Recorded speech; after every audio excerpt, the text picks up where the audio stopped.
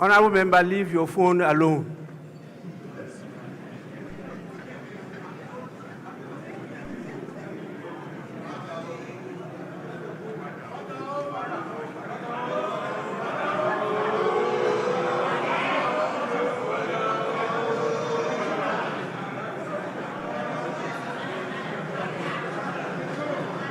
Honorable members, let us pray.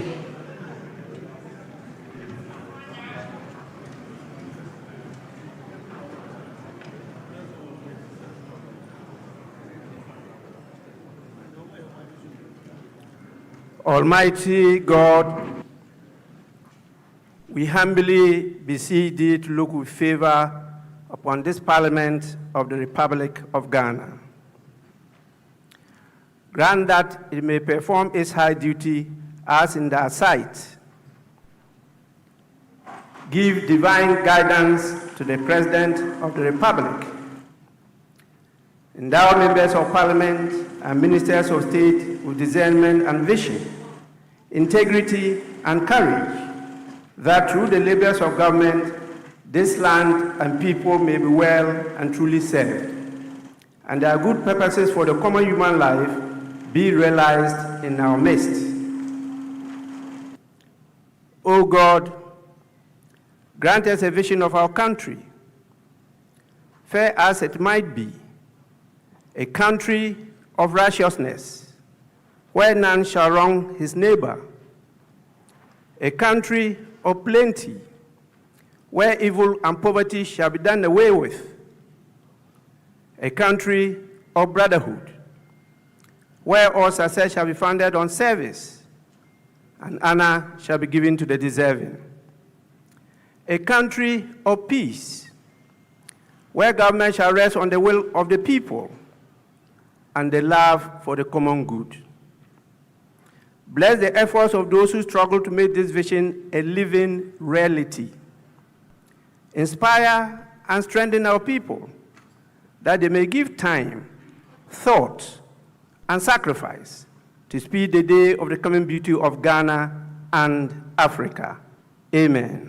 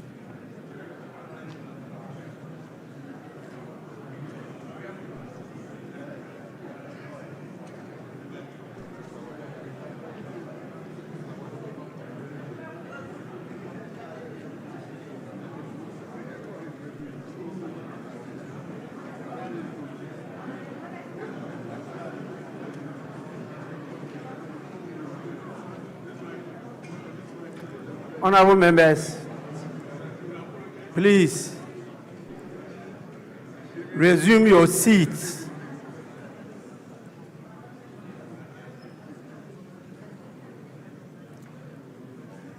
May I invite the Honorable Majority Leader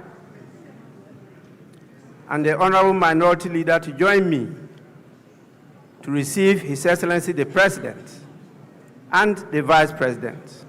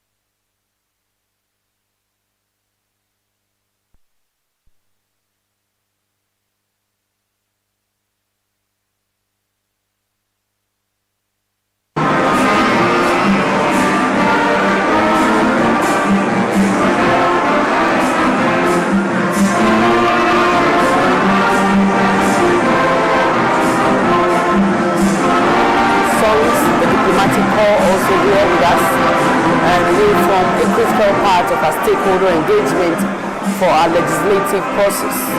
Year in, year out, we have members of the diplomatic corps spending time with us here in Parliament for such special occasions like the State of the Nation address, and for when Mr. Speaker would invite them. They form a very formidable part of our engagement activities. And as part of parliamentary diplomacy, the Parliament of Ghana now pays a lot of attention to friendship associations. The friendship associations are associations formed by the authority of the Right Honourable Speaker, and what they do is to foster person-to-person relationships with members of Parliament from other parliaments across the world. And so far, that is doing very well here in Ghana. And Mr. Speaker has indicated that this year he's going to pay attention to the growth of that particular activity. And so all our international exchanges are likely to be based on that. We are looking at the majority side of the House, members mostly in white, and a few of them in our traditional fugu, waiting expectantly for the Right Honourable Speaker to usher in the President of the Republic to deliver his address on the state of the nation. And while we wait, shall I interest you in a bit of history? Although Ghana, we gained independence in 1957 and became a republic in 1960, we didn't have a constitutionally structured State of the Nation address as we see it today. What used to happen was that we had presidential addresses that were delivered but were not formally institutionalized under like a democratic parliamentary framework as we are seeing today. You know, one of the interesting things about our parliament is that anytime we've had a military intervention in Ghana since 1957, the arm of government that has suffered is the institution of parliament. And so while you have a nation that is 69 going on 70, you have a parliament that is just a little over 30 years old. From 1966 to 1992, we had a very interesting history, which I think is worthy of mention. And you look at periods like the NRC, SMC, AFRC, and PNDC, you find that formal annual State of the Nation addresses to Parliament, they did not occur because the Parliament itself was dissolved and not much was done during that period. But thank God for 1992 Constitution, which ushered in the Fourth Republic. Oh, that is the Chief of Staff, Julius Debra, who just was in our short. So as I was saying, the Fourth Republican Parliament was inaugurated on the 7th of January 1993. And we are proud to say that from there till now, we've had uninterrupted parliamentary democracy. So the modern SONA tradition began in 1993, like I said, with President Jerry John Rawlings, the first president of the Fourth Republic. And this followed the return to constitutional rule in 1992. Since that time, every president under the Fourth Republic has had the opportunity to speak to Parliament on the state of our beautiful nation. So Jerry Rawlings did his from 1993 to 2001, and then you had John Ejekum Kufuor taking over the mantle from 2001 to 2009, serving 2 terms. Then you have Professor John Evans Atamils from 2009 to 2012, he served 1 term. Then our very own President John Dramani Mahama from 2012 to 2017. And the case of Mahama is very to us. He was first and foremost a member of Parliament, and we claim him as the person that follows after his presidency is also communications group, and he contributed a lot to change.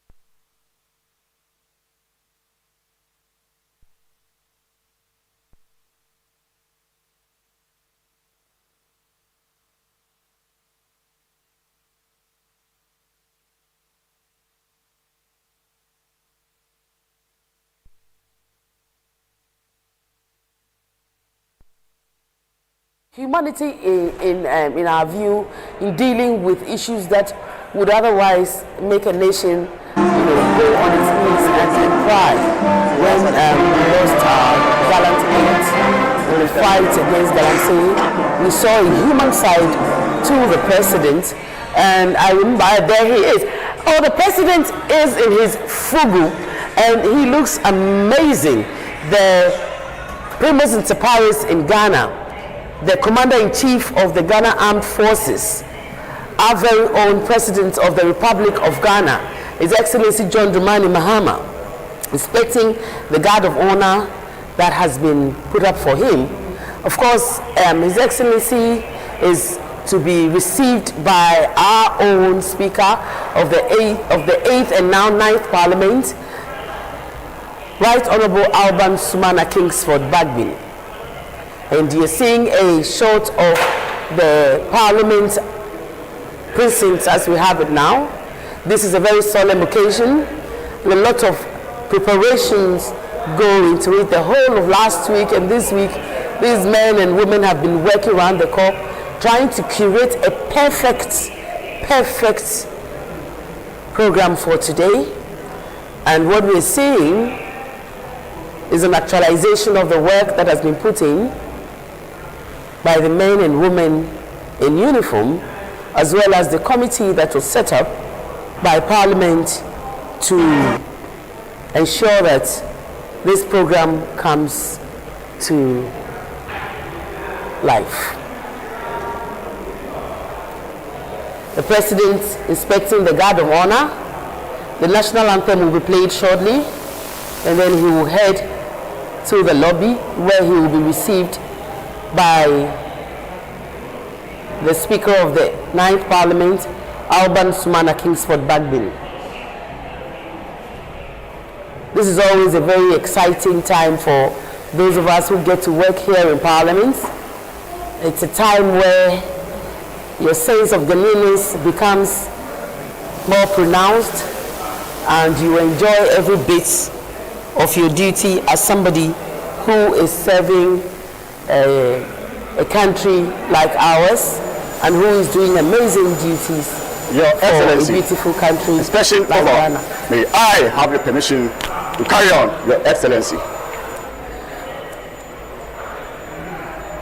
The State of the Nation Address, we refer to it as SONA. It's an address, it's a message on the state of our nation. Usually topics or areas that are likely to be spoken about include the economic performance of the executive, infrastructure, governance and anti-corruption efforts. We are also likely to hear the President talk about security and foreign policy, social sectors, issues like health, education, employment will also, I'm sure, feature in today's program.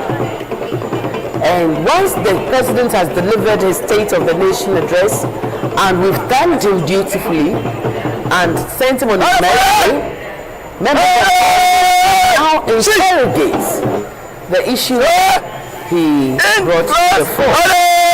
Depending on the interest of the particular member of the constituency, you're likely to have discussion specific subject matter areas. And so we are going to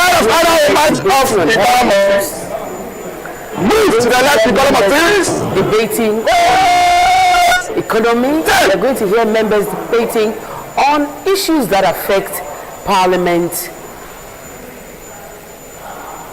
the nation, and all that concerns the Republic of Ghana. You are still watching GH Parliament Live. We are also on all our social media handles, and we will not just be bringing you the President's address, we'll also be bringing you insightful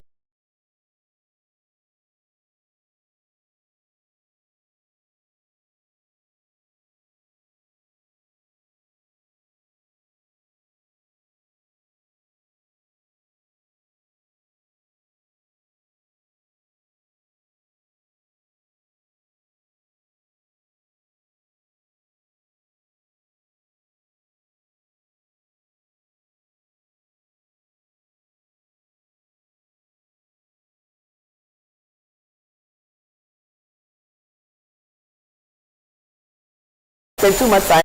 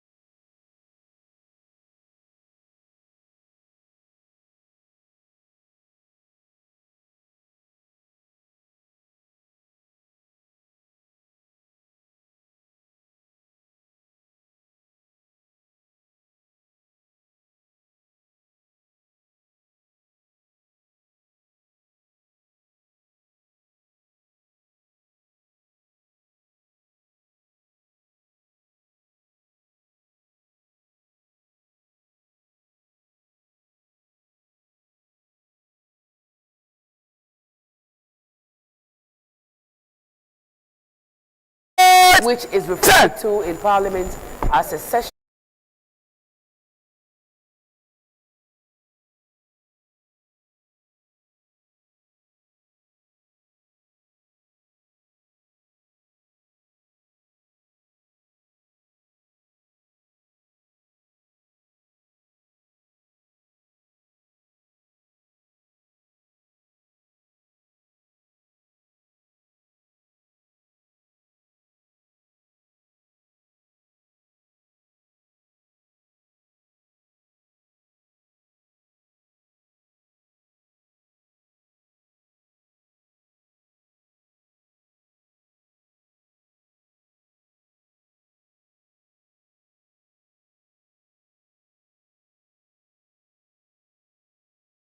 These are things that we do to distinguish our daily activities from acts of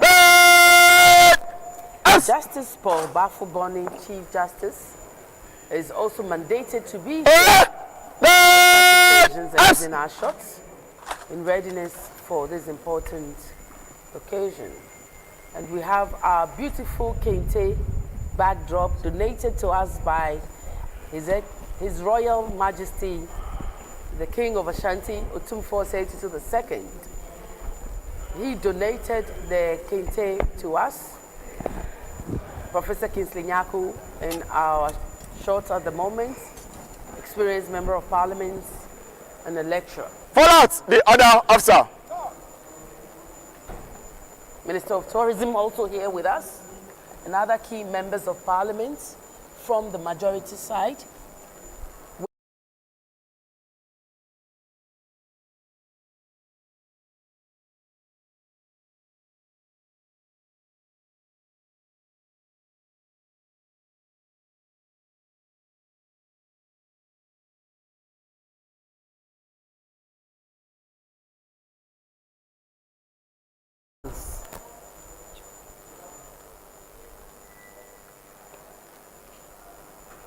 On such occasions, we also have former presidents attending upon the House.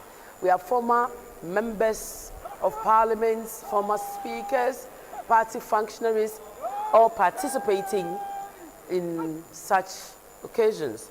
And today I've noticed that President John Ejekum Kufuor is here in the House with us. We also have a former Speaker of the House, Right Honorable Ebenezer Bejina Sechi Hughes, also here with us. Political functionaries are also here with Hassan Ayariga, flag bearer of the APC, also here with us.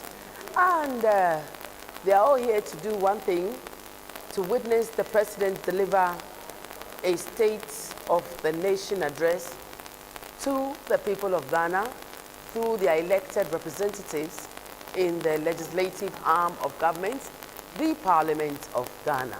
And this is the 9th Parliament of the 4th Republic. The life of a Parliament is 4 years, and in the 4 years we have 4 sessions made up of 3 meetings per session. Oh, the beautiful Ladina Mahama sharing a private conversation with the Chief of Staff and other dignitaries there with her. The First Lady traditionally accompanies the President of the land to the State of the Nation address and other special occasions when there is there is the opportunity to do that.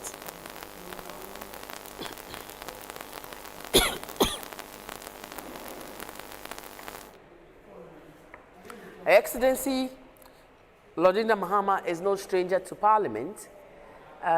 We used to see her here when her husband was a member of Parliament, and she was always a very hands-on woman, a very kind and pathetic First Lady who has time and ears for anybody that comes, to speak to her. She's more likely to say hello first when you see her. A very, very affable and pathetic First Lady. The judiciary, as an arm of government, continues to partner Parliament in our lawmaking endeavors. And conversations have been had in academic corridors as to whether it is time to have strict separation of powers, or whether to continue with a hybrid system that we practice. At the moment, Ghana practices a hybrid system of the British parliamentary system and the American presidential system. And this system mandates the president, the executive president, to draw majority of his members. Oh, and that's our first deputy speaker, the Honorable Bernard Ahiafo, who is also the MP for Akachi. We have the Honorable Samu Kujito and Honorable Agalga also in our shots at the moment. And as you can all see, everyone is waiting eagerly. And the second deputy speaker, the Honorable Andrew Esiama, also smiling beautifully. I don't know what the joke is, but they seem to all be in very good spirits, waiting for His Excellency, their former colleague, to come to the chamber to give us the message on the state of the nation. And I must indicate that the President is known for his oratory prowess, a communicator's communicator, and it is thought that when he delivers a policy message, he is able to humanize it and make it relatable. And that's what effective messaging is about. Members in the minority wearing black, members in the majority wearing white. The beauty of diversity of ideas. And that's the Honorable Roxin Dafia Mekpo Eche and Honorable Ricketts also just in the shots. Generally, honorable members seem to be in very good spirit this morning, and it is our hope that this good spirit and conviviality. Oh, this is our one and only former leader, Minister of Finance, Honorable Kessil Atuforsin. He was in the House not so long ago. Members of Parliament are now doing what members of Parliament do best.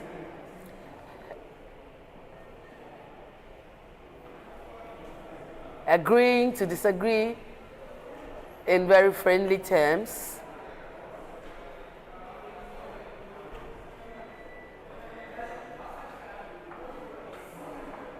The House of Parliament is a house where dissenting voices are allowed. The Honorable Samson Ahi Inashort, another really experienced member of Parliament with many years of experience.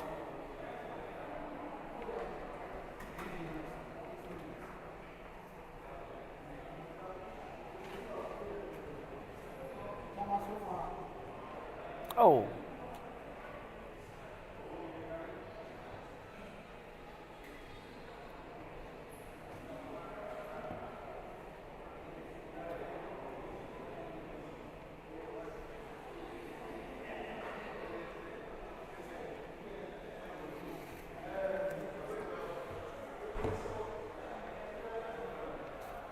So the tradition in Parliament is that when the Right Honourable Speaker receives the President, he will conduct him to his lobby where they will confer and hopefully take a few memorable photos before they come to the chamber to conduct business. The President is no stranger to the House, Honourable Collins Dauda. He has been here forever, just like some of us. He's an old member of Parliament, and he has an Honourable Patricia Epieje, also an old member of Parliament, Deputy Minority Leader, breaking the glass ceilings for other females to follow. A very hard-working Deputy Leader, compliments her leader beautifully.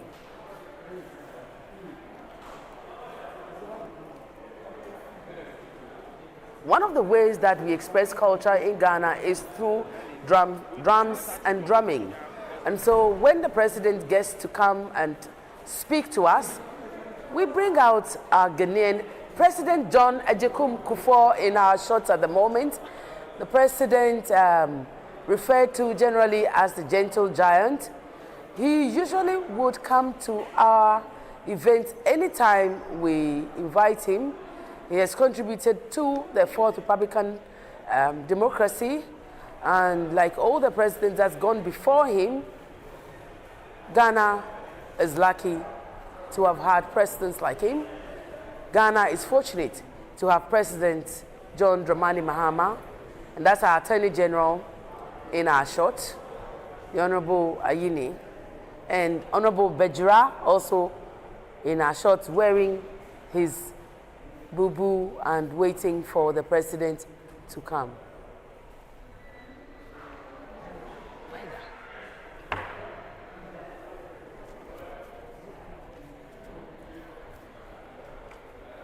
One of the things that members of Parliament would do if they want to distract their opposing side or opposite side is to usually break into songs and, you know, generally disrupt people's train of thought. And it's acceptable procedure in parliamentary practices and procedures.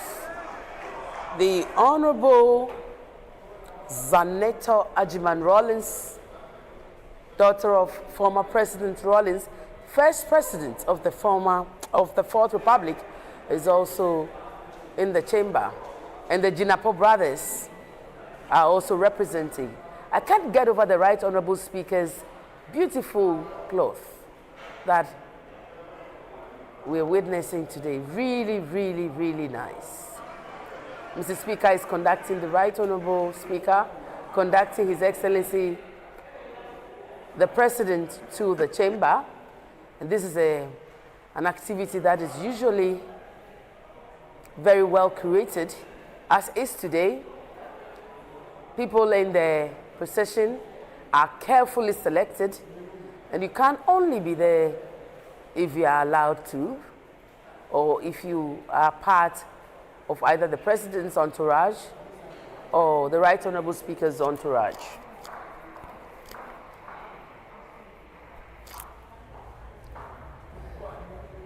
Oh, this is sombering. A sombering thought just occurred to me. On an occasion like this, we would have had the late former president, and like I said, the talking drums. We speak to our elders through appellations and drums. And so the Phantom From is doing the talking as we welcome His Excellency John Dramani Mahama to his very own house, the Parliament of Ghana. Parliament is an embodiment of democracy.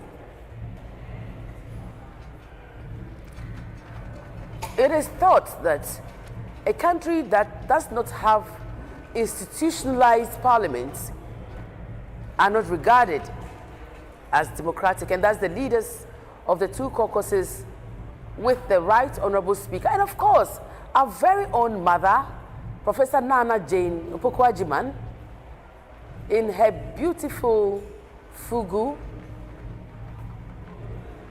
accompanying the president. I see the Chief Protocol Officer for His Excellency John Dramani Mahama ushering the president to his seat. Once the president enters, the state sword enters with him. The state sword is the symbol of national authority. And once the president is here, the national anthem will be played. And then we will get down to business. He will be welcomed by his host, Alban Sumana Kingsford Bagbin, and then he will proceed to give us his message on how our state is faring.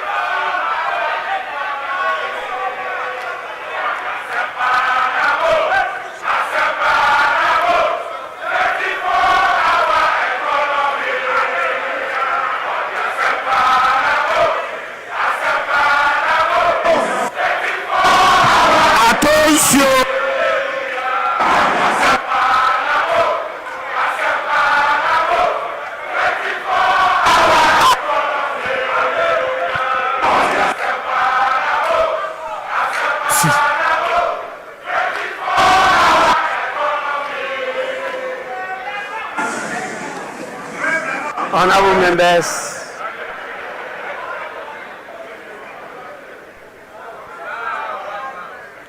honorable members,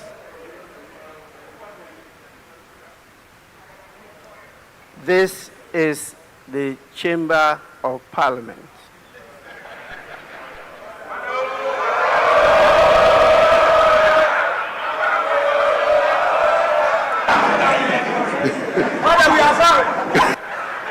Honorable members, the House is extremely privileged to have the President of His Excellency John Dramani Mahama, President of the Republic and Commander-in-Chief of the Ghana Armed Forces in this August September. His Excellency, the President is here in accordance with Article 67 of the Constitution of the Republic to deliver a message on the state of the nation to this honorable House. On behalf of leadership and honorable members, it is my privilege and singular honor to welcome His Excellency the President of the Republic to this august house.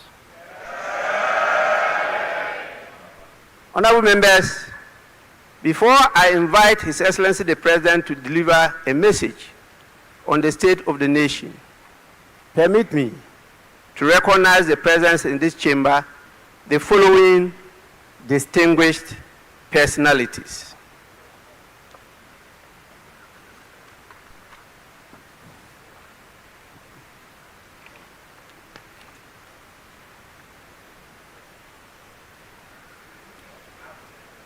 Honorable members, we are blessed with the presence of not only His Excellency the President of the Republic of Ghana, but also his spouse, the First Lady, Her Excellency Lordina Mahama.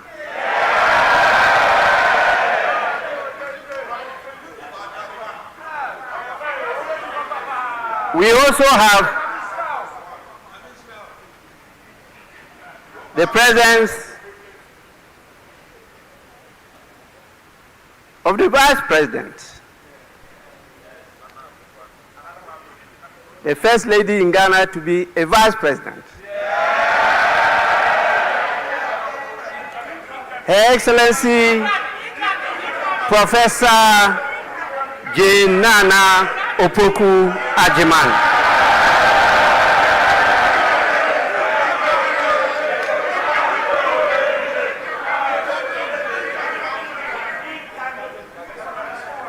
We have His Lordship, the Chief Justice, Justice Paul Kwadwo Bafuboni.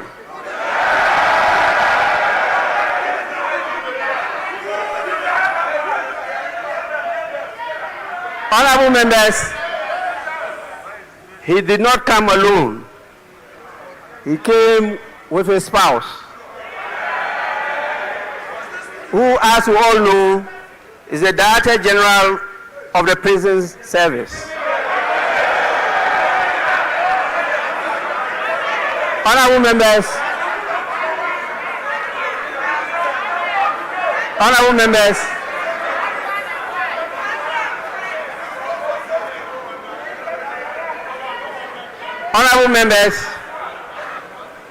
I'm talking about Mrs. Patience Bafuboni.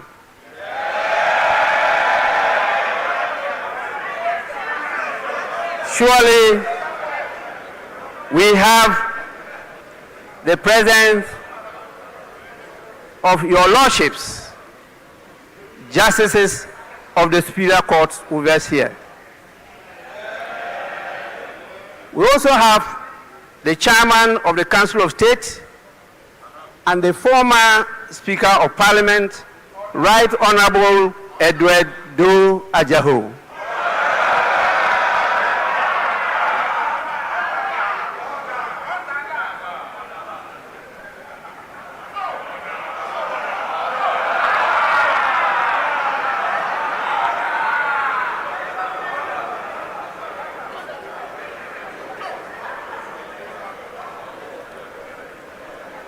We have the presence of the former president, His Excellency John Agyekum Kufuor.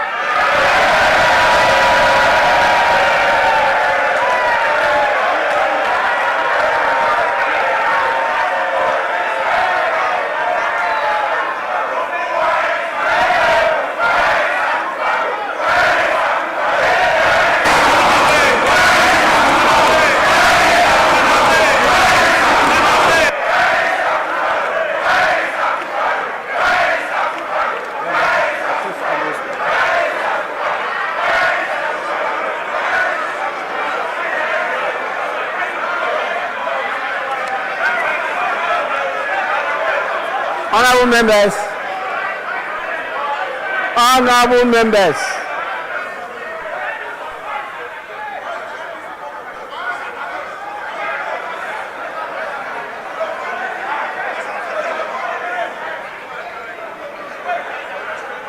members,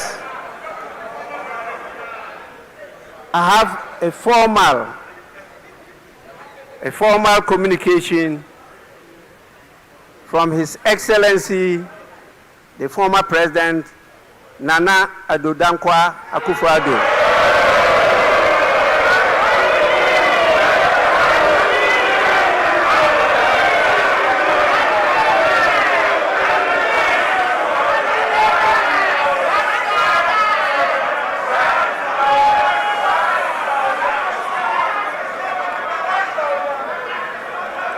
He expresses his gratitude to the invitation for him to be here. Unfortunately, for good reason, he is not able to attend this occasion. It's a lie. It's a lie.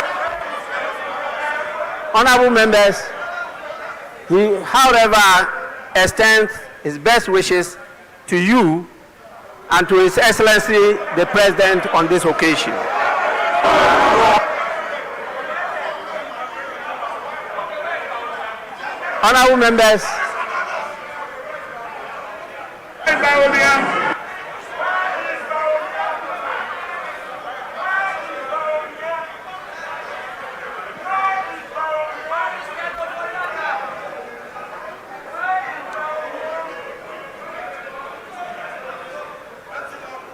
Honorable members, we also have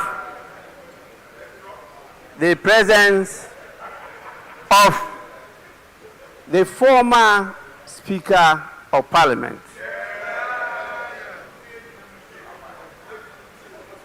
Right Honorable Sechi Hughes.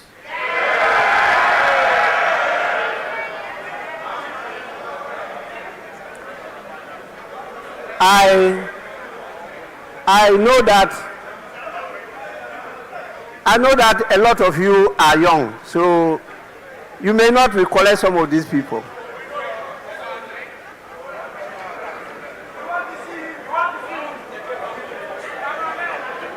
Honorable members, we also have a number of the members of the Council of State who are here today. We have also the presence of the Chief of Staff, Honorable Julius Debra.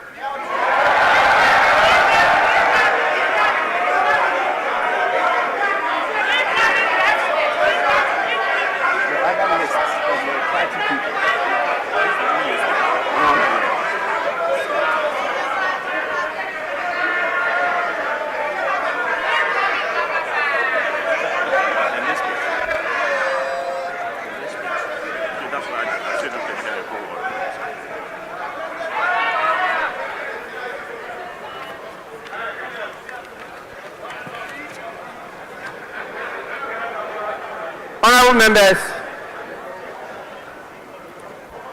we have with us the former Speaker of Parliament, the Right Honorable Mike Aaron Okwe. We have the National Chairman of the National Democratic Congress,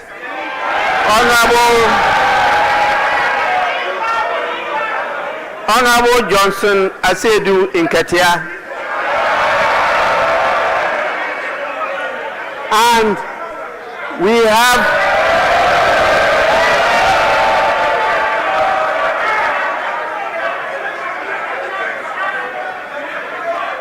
have the acting National Chairman of the New Patriotic Party, Mr. Dankwa Smith Bute. Honorable members, we have the General Secretary of the National Democratic Congress, Mr. Fifi Fievi Kwete. And we have the General Secretary of the New Patriotic Party, Mr. Justin Frimpong Kodia. For sure, we have, as usual,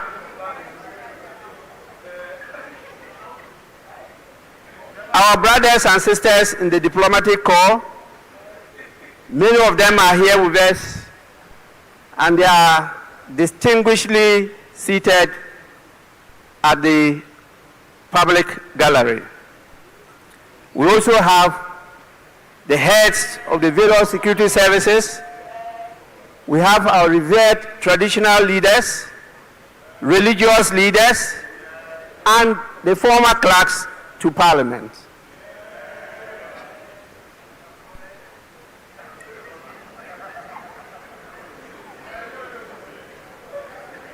Honorable members, on your behalf,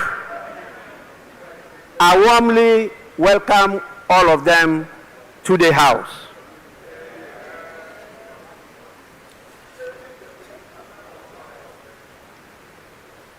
Now, I have the greatest pleasure in inviting His Excellency the President to deliver his message. Your Excellency, you may do so now.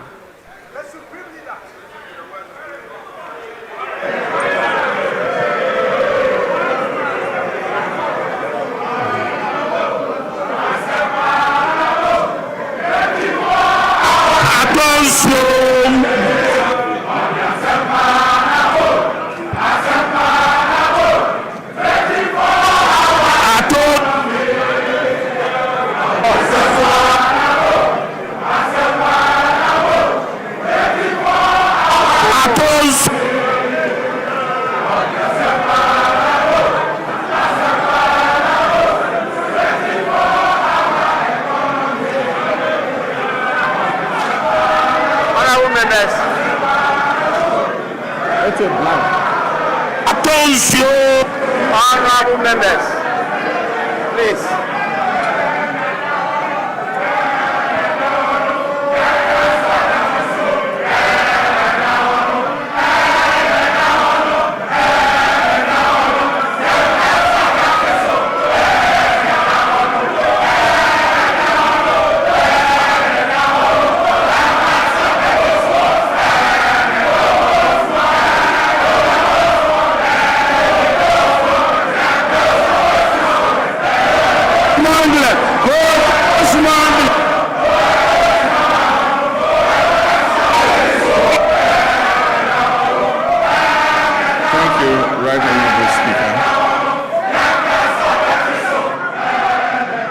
Thank you, Right Honorable Speaker.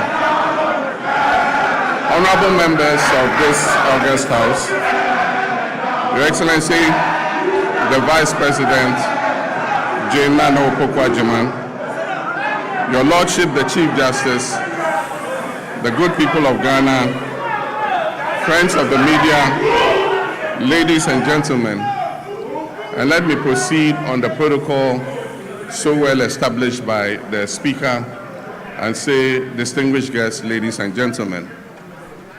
It is both a profound honor and a constitutional duty to appear before this august House to deliver a message on the state of the nation as required by Article 67 of our Constitution.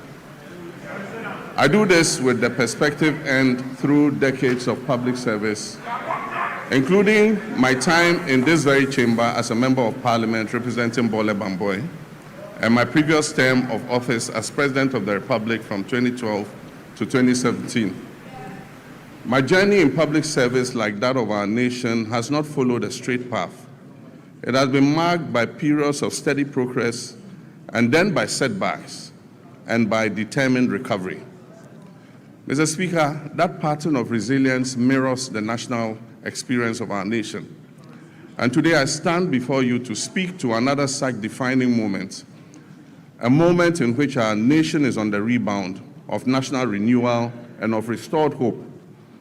This moment is being shaped by hard choices, institutional resolve, and a renewed commitment to stability and national purpose. Mr. Speaker, in just a few days, on 6th March 2026, our dear nation Ghana will celebrate 69 years of independence on the theme Building Prosperity, Restoring Hope. This theme is not merely ceremonial, it is the blueprint that guides our administration's vision and actions. It reflects where we have been, it acknowledges the difficulties we have endured, and confidently declares the direction in which we are headed. At the heart of this vision are two complementary and mutually reinforcing agendas. One, the Resetting Ghana agenda, and two, the Accra Reset. The Resetting Ghana agenda is our national commitment to restore economic stability, rebuild public trust in our democracy, strengthen our institutions, and deliver tangible improvements in the lives of ordinary Ghanaians. It is about turning the page on years of mismanagement and confronting our challenges with honesty, and charting a new course anchored in fiscal discipline, transparency, and sustainable development. The Accra Reset, on the other hand, is our continental commitment. It recognizes that Ghana's prosperity cannot be separated from Africa's progress. It calls for a fundamental shift in how African nations relate to one another and to the world, from dependence to self-reliance, from fragmentation to integration, and from reactive postures to strategic leadership. Mr. Speaker, these two agendas are deeply interlinked because we cannot build lasting prosperity at home without contributing to stability and growth across our continent. Equally, we cannot lead effectively on the continental stage if our own house is not in order. Together, these frameworks demonstrate our determination to restore hope, not merely as a promise, but as a lived reality of Ghanaians and Africans alike.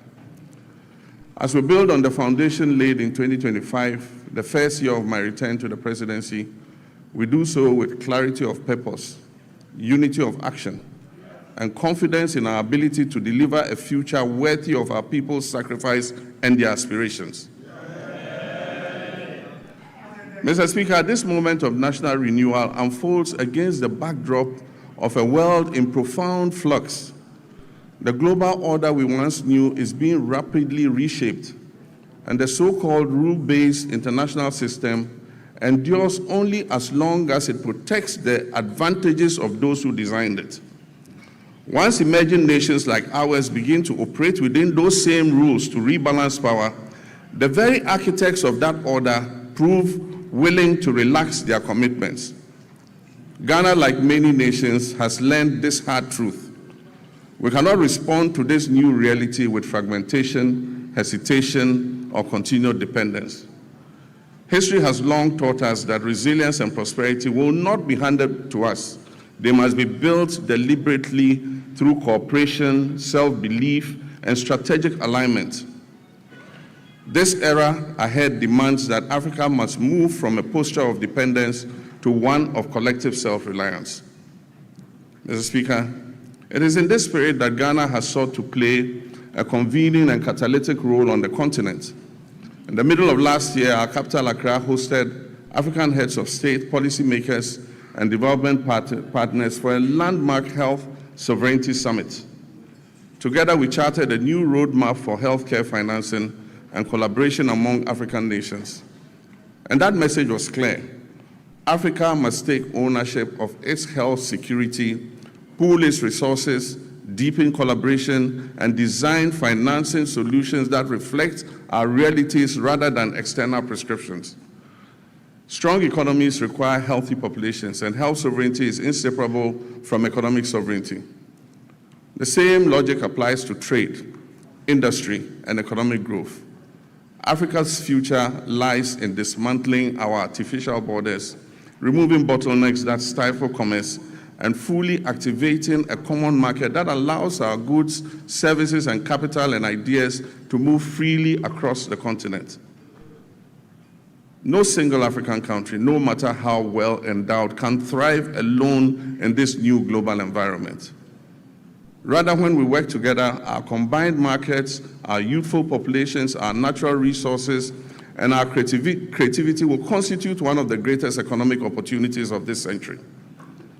Africa must summon the courage to shape its own destiny, building genuine sovereignty across Africa. The Global South requires a deliberate and disciplined plan, one that begins with unlocking the immense human and creative potential of our young people, strengthening regional value chains to add value to what we produce, mobilizing domestic capital to finance our own development, and speaking with a single, coordinated, and confident voice in global affairs. Mr. Speaker, this is how Africa can move from promise to power, from participation to leadership, and from dependence to self-reliance. The path forward is clear. Africa must rise with confidence, unity, and purpose. And Ghana stands ready not only to rebuild at home, but also to work hand in hand with our African brothers and sisters to shape a future that is defined by shared strength, dignity, and prosperity. Mr. Speaker, we are resolved here in Ghana to operate with our eyes open, to protect our sovereignty, and to design policies that place our people first. We'll continue to engage with the world, but on terms that reflect our interests. We will uphold global norms, but we will not outsource our judgment. And we will build resilience at home so that shifts in external power do not translate into hardship for our citizens. Mr. Speaker, when I last came before this House, I spoke candidly about the depth of the challenges we had inherited across all facets of our nation. Mr. Speaker, nowhere was this national malaise more evident than in the economic sector. We inherited an economy in severe crisis, burdened by unsustainable debt, high inflation, a rapidly depreciating currency, and an escalating cost of living crisis that had left our citizens reeling from unimaginable hardship caused by years of general imprudence and reckless management of the economy. Mr. Speaker, I was clear from the outset that recovery would not come easily. But I was also clear that I'll stop at nothing to turn this situation around and bring relief to Ghanaians. I promised then that just as I have confronted and overcome crisis in the past, I'll reset our economy and return us to a path of growth, progress, and development.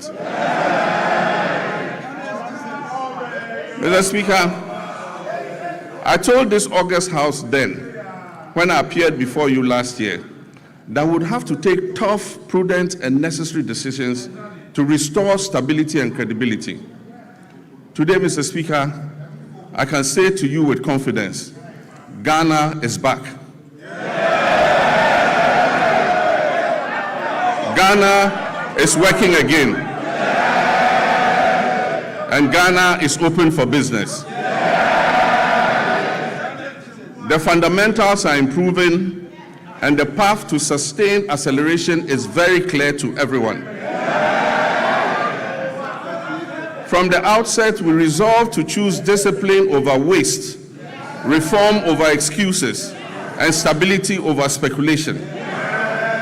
As a responsible government, our first order of business was to halt the economic hemorrhaging and restore order to our public finances. We tightened expenditure and commitment controls.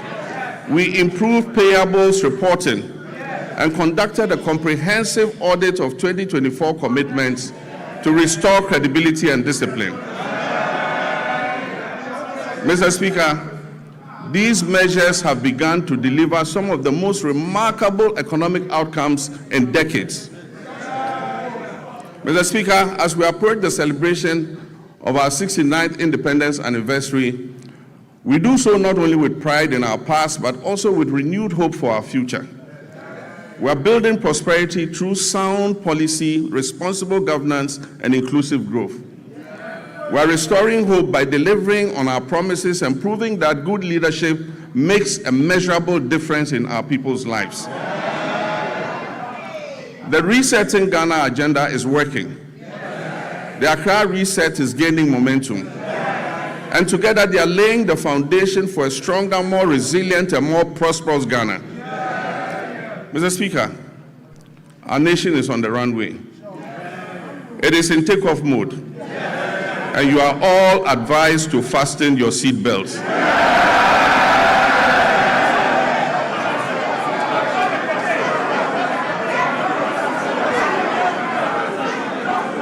Mr. Speaker,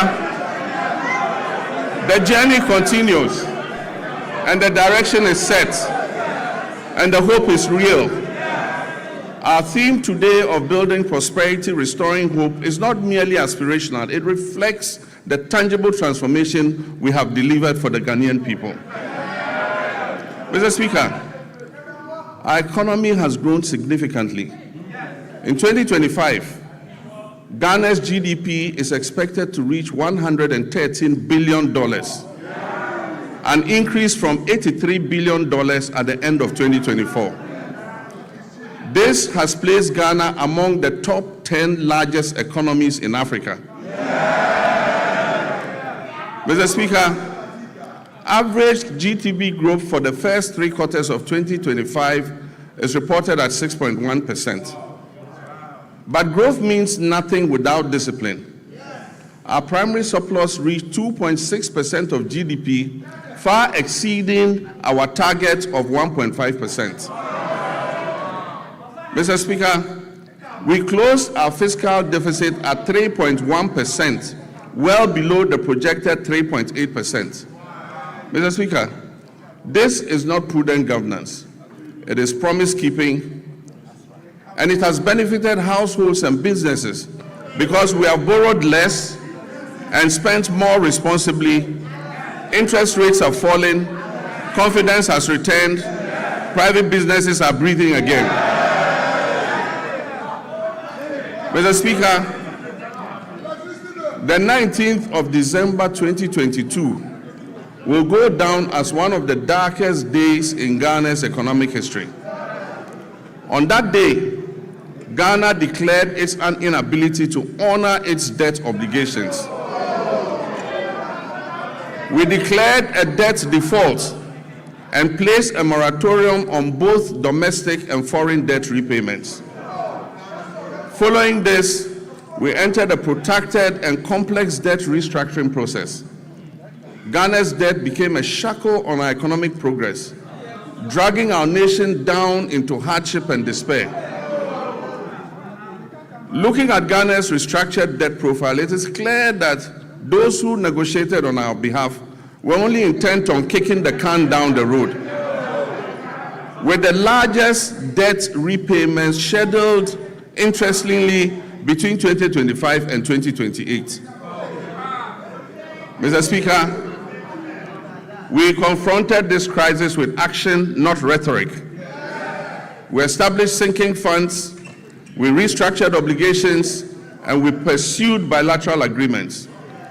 Mr. Speaker, the result, public debt fell by 82.1 billion Ghana cedis and took our debt to GDP from 61.8% to 45.3%. Mr. Speaker, this is one of the sharpest reductions of debt in Ghana's history.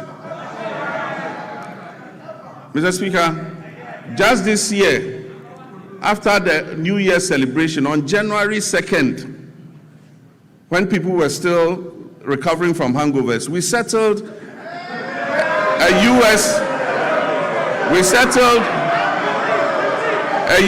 709 million euro bond ahead of schedule.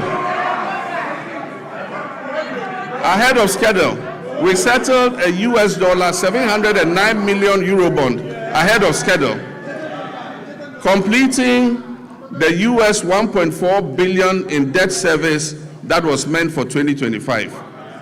Mr. Speaker, and the world noticed, Fitch, Moody's, and Standard & Poor's all upgraded Ghana's credit ratings, the first triple upgrade in many years. Mr. Speaker, Ghana's credibility is restored. Ghana is rising. The heaviest burden we inherited was the very high inflation rate, which was silently eroding every household's purchasing power. It peaked at 54.1% at the end of 2022, and it declined to 23.5% by the end of 2024.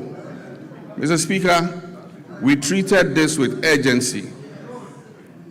Through fiscal consolidation, currency stabilization, and disciplined monetary policy, inflation fell from 23.5% at the end of 2024 to 3.8%.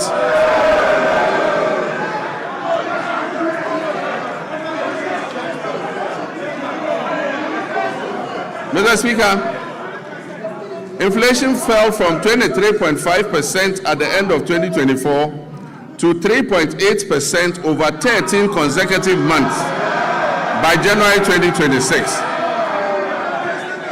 Mr. Speaker, and very interesting, food inflation, which had been the main driver of the upward pressure on inflation, fell by 26.6 percentage points. Inflation for locally produced goods fell by 22.6 percentage points. Mr. Speaker, these are not just statistics. These translate into the reality of a parent being able to put food on the table for their children. It translates into the reality of businesses thriving and creating opportunities for Ghana's young people. Mr. Speaker, petrol prices dropped from 15.2 Ghana cedis to 10.7 cedis per liter. And only recently, it dipped below the 10 cedi mark to 9.97. Diesel fell from 15.4 to 11.3. And this brought relief to our nation's 3.7 million car owners and the tens of millions of Ghanaians who depend on transport daily. Mr. Speaker, to the interesting part. Exchange rate volatility has long been at the heart of hardship in Ghanaian households. We made currency stability a priority, and Mr. Speaker, we have delivered. Mr. Speaker,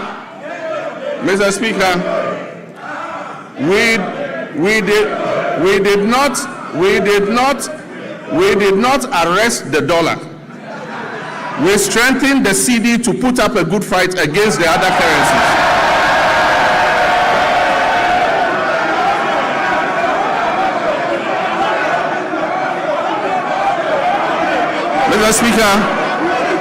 Mr. Speaker, we did not arrest the dollar. We strengthened the cedi to put up a good fight against the other currencies.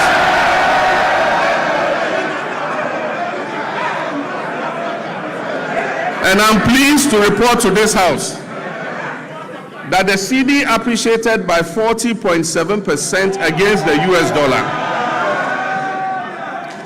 and by 30.9% against the British pound and by 24% against the euro.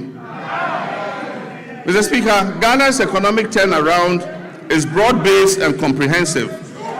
All sectors of the Ghanaian economy have witnessed remarkable improvement in our first year in office. And most importantly, Ghana's economy has surpassed the 100 billion mark for the first time. And as I said, it is projected to place Ghana among the top 10 largest economies in Africa.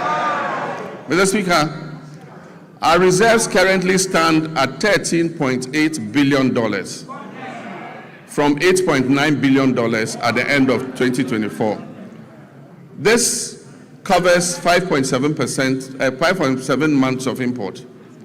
A key driver of this development has been the establishment of the Ghana Gold Board. By formalizing gold exports, we have reduced smuggling, we have increased recorded exports in the artisanal and small-scale mining sector from 63.6 tons to 103 tons. And we've channeled that foreign exchange into our economy.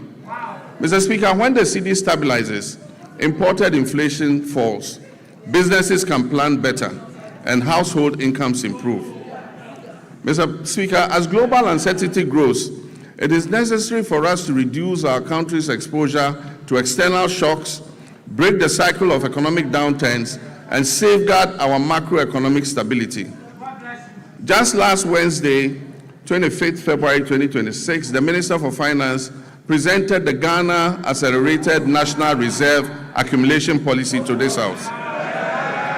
Mr. Speaker, this policy seeks to strengthen our country's external resilience by increasing our international reserves to 15 months of import cover by the end of 2028, supporting long-term structural transformation while safeguarding macroeconomic stability.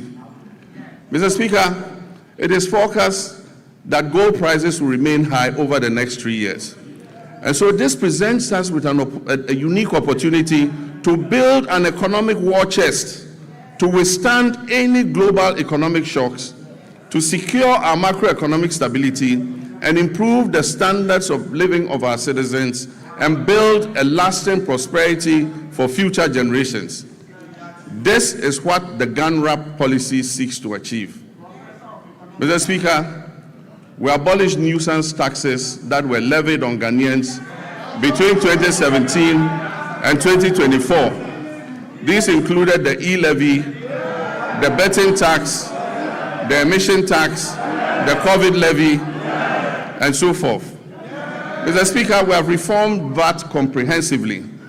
One, by abolishing the 1% COVID-19 levy, decoupling Get Fund and NHIL from VAT, reducing the effective VAT rate from 21.9% to 20%, raising the VAT threshold to 750,000 Ghana cedis to exclude petty businesses, and extending zero rating on textiles up to 2028.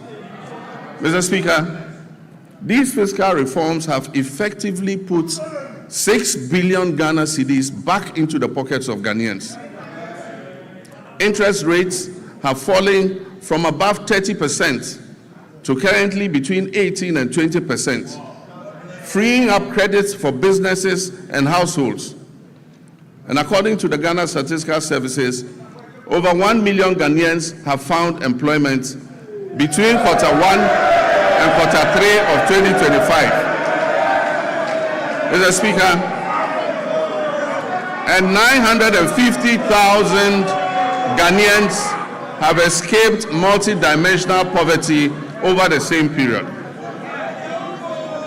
Mr. Speaker, I'm pleased to report that our external position has strengthened significantly. By December 2025, our current account recorded a surplus of 9.1 billion, representing 8.1% of our GDP. This is a remarkable increase from 1.5 billion or 1.8% of GDP in 2024. These achievements have been driven by robust gold, cocoa, and non-traditional exports, and increased remittance inflows. This improvement demonstrates that our economy is gaining strength and resilience again on the global stage. We've moved decisively from planning to action on our flagship 24-hour economy and accelerated export development program. This was officially launched in 2025, and this transformative initiative is designed, 1, to unlock round-the-clock economic activity, 2, deepen our value chains across key sectors, 3, boost productivity and support export growth, and 4, create quality jobs in agriculture, manufacturing, logistics, and services. Mr. Speaker, I want to thank this August House. On 6th February 2026, this House passed the 24-Hour Economy Authority Bill. This has established the regulatory framework and the legal mandate that was necessary for full implementation. Last week, at the Cabinet meeting held, I had the honor of signing this historic legislation into law. all is now set for takeoff. This is the boldest economic transformation initiative in Ghana's recent history. Mr. Speaker, in this year's budget, 110 million has been allocated to begin the setting up and implementation of the 24-hour economy authority. These resources will enable businesses to operate beyond traditional business hours. They will attract investment through strategic partnerships with the Development Bank of Ghana and the Ghana Infrastructure Investment Fund, and will strengthen the foundations for sustained growth and job creation, especially for our young people. This is about building prosperity and restoring our people's hope through concrete action. Mr. Speaker, a nation that does not learn from past mistakes cannot get out of the cycle of problems that impose hardships on its citizens. We've just begun to emerge from the most devastating economic crisis in our nation's recent history. This crisis was triggered by general financial indiscipline, huge deficits, and massive debts that were occasioned by persistent and unbudgeted expenditure to meet the ends of convenient politicking.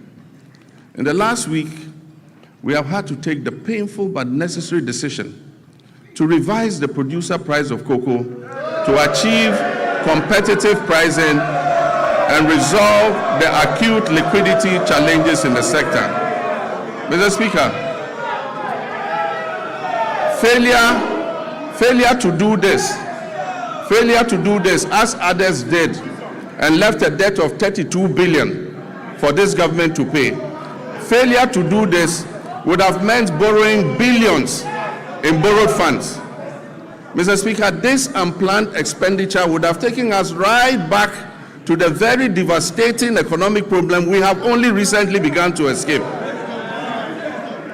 So, Mr. Speaker, while fully understanding the concerns and protests of our farmers, I can firmly assure them that the reforms announced by government will see a total transformation of the cocoa sector. And it will guarantee them a fair and transparent price that enables them to meet the cost of producing the commodity and making decent margins. Mr. Speaker, the difference between economic hardship and avoiding the same is the exercise of sound economic judgment. And I'm determined to take decisions that ensure our collective well-being and avoid the suffering of all our citizens.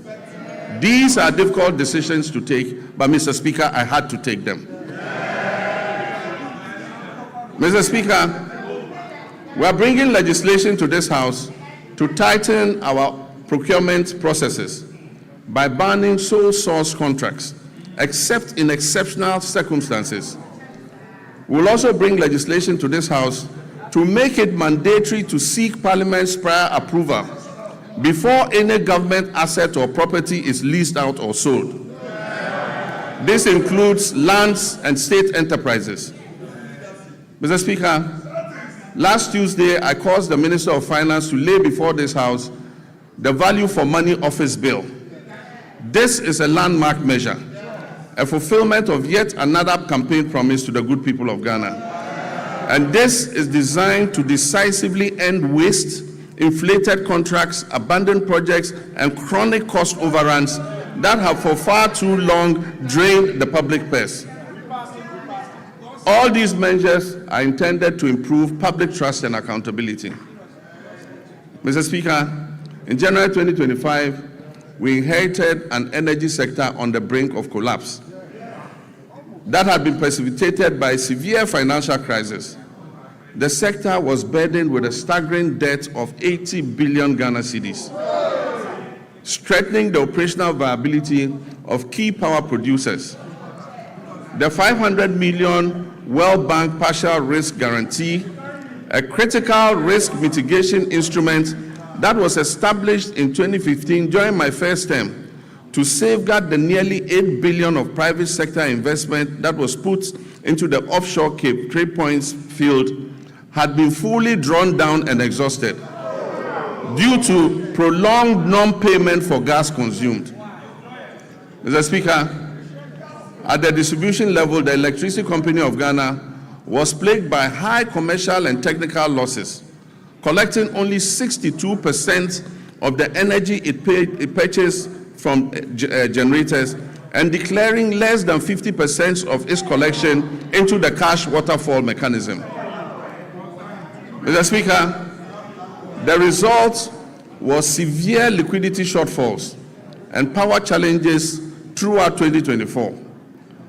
In the petroleum sector, years of policy inconsistency, regulatory inefficiencies, a lack of transparency, prolonged licensing processes, and unresolved legal disputes over field unitization had eroded investor confidence. Consequently, crude oil production declined by approximately 32% between 2019 and 2024. It fell from 71.4 million barrels per day to 48.2 million barrels. Mr. Speaker, I'm pleased to announce that as of December 31st, 2025, government has fully repaid and restored the entire 500 million World Bank guarantee, including interest. This has reinstated the facility in full and reaffirmed Ghana's standing as a credible and reliable partner on the global stage. Mr. Speaker, I can also announce that we are paying for every gas we are consuming today. In addition, between January and December 2025, through carefully coordinated policy actions, the government settled all outstanding gas invoices that were owed to ENI and Vitol, amounting to approximately $500 million. And so Ghana is now fully up to date with its gas consumption obligations to the Sankofa partners.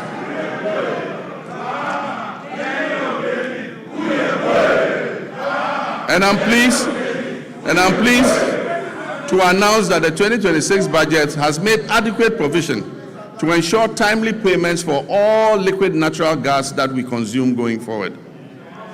Mr. Speaker, to ensure equity and fairness, the government has also held constructive engagements with Tallow Oil and the Jubilee Field partners, and we've reached a comprehensive roadmap to guarantee full payments for all gas that is consumed. This approach supports reliable nationwide electricity generation and accelerates industrial growth. Engagement with upstream partners has resulted in increased gas production, guided by a clear national vision to rapidly scale up domestic gas supply and reduce reliance on expensive liquid fuels. Mr. Speaker, beyond clearing inherited arrears, a robust framework has also been established to strengthen and monitor implementation of the cash waterfall mechanism. Another major milestone was the operationalization of the ECG's single holding account, which is overseen jointly by the Ministry of Energy and Green Transitions and the PURC.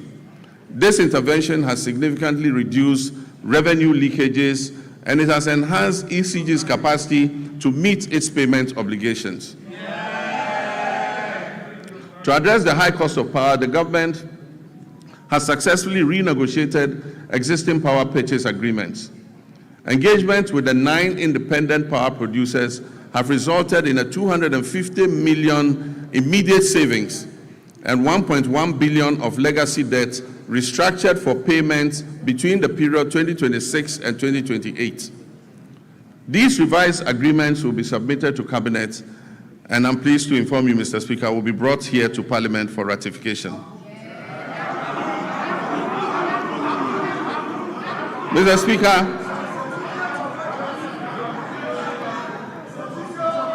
under the Rural Electrification Program, 200 out of the 400 targeted communities have been connected to the national grid, with a further 100 at various stages of completion.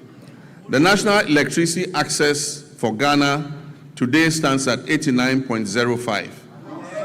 We are committed to ensuring that every Ghanaian has access to reliable, affordable electricity.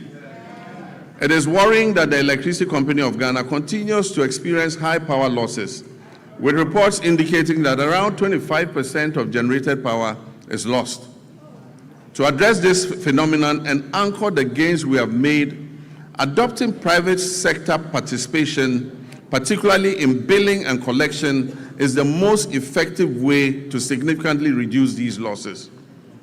Cabinet has approved the multiple lease method for concessions in the distribution utilities, and work is ongoing to implement this critical reform. Mr. Speaker, the Bui Power Authority has completed an additional 50 megawatts of solar power. In the distributed solar sector, 30 megawatts was achieved through rooftop installations, bringing our total installed capacity to 250 megawatts of solar, and this represents 5% of renewable energy in our entire generation mix. A few months ago, I broke ground for a 200 megawatt solar power project at the Dawa Industrial Zone, with the first 100 megawatts scheduled for completion in December 2026. The Ministry of Energy and Green Transitions is constructing 35 mini-grids to serve 47 islands and lakeside communities in the Oti, Savannah, and Bono East regions. The ministry will also supply 12,000 new smart net meters from the end of the first quarter of this year, 2026. And under the off-grid solar home system for public institutions, delivery of materials for the first phase of 350 systems has commenced. It means that public institutions are going to be fitted with solar to reduce their power consumption. Mr. Speaker, as part of the last mile electrification effort to achieve 99.98% universal access by 2030, the ministry has mainstreamed mini-grids into the National Electrification Scheme. Consequently, a feasibility study for the Afram Plains North District was completed for 100 communities to receive solar power, bringing the total number of islands and lakeside communities in the Afram Plains North and South to 150 that are ready for mini-grid solar electrification. I'm pleased to announce that the African Development Bank has committed to providing $100 million to fund the construction of renewable energy-based mini-grids for these communities.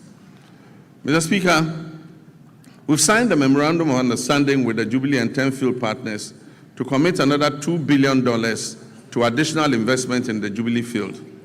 This will include drilling up to 20 new wells, the first wells being drilled in more than 9 years.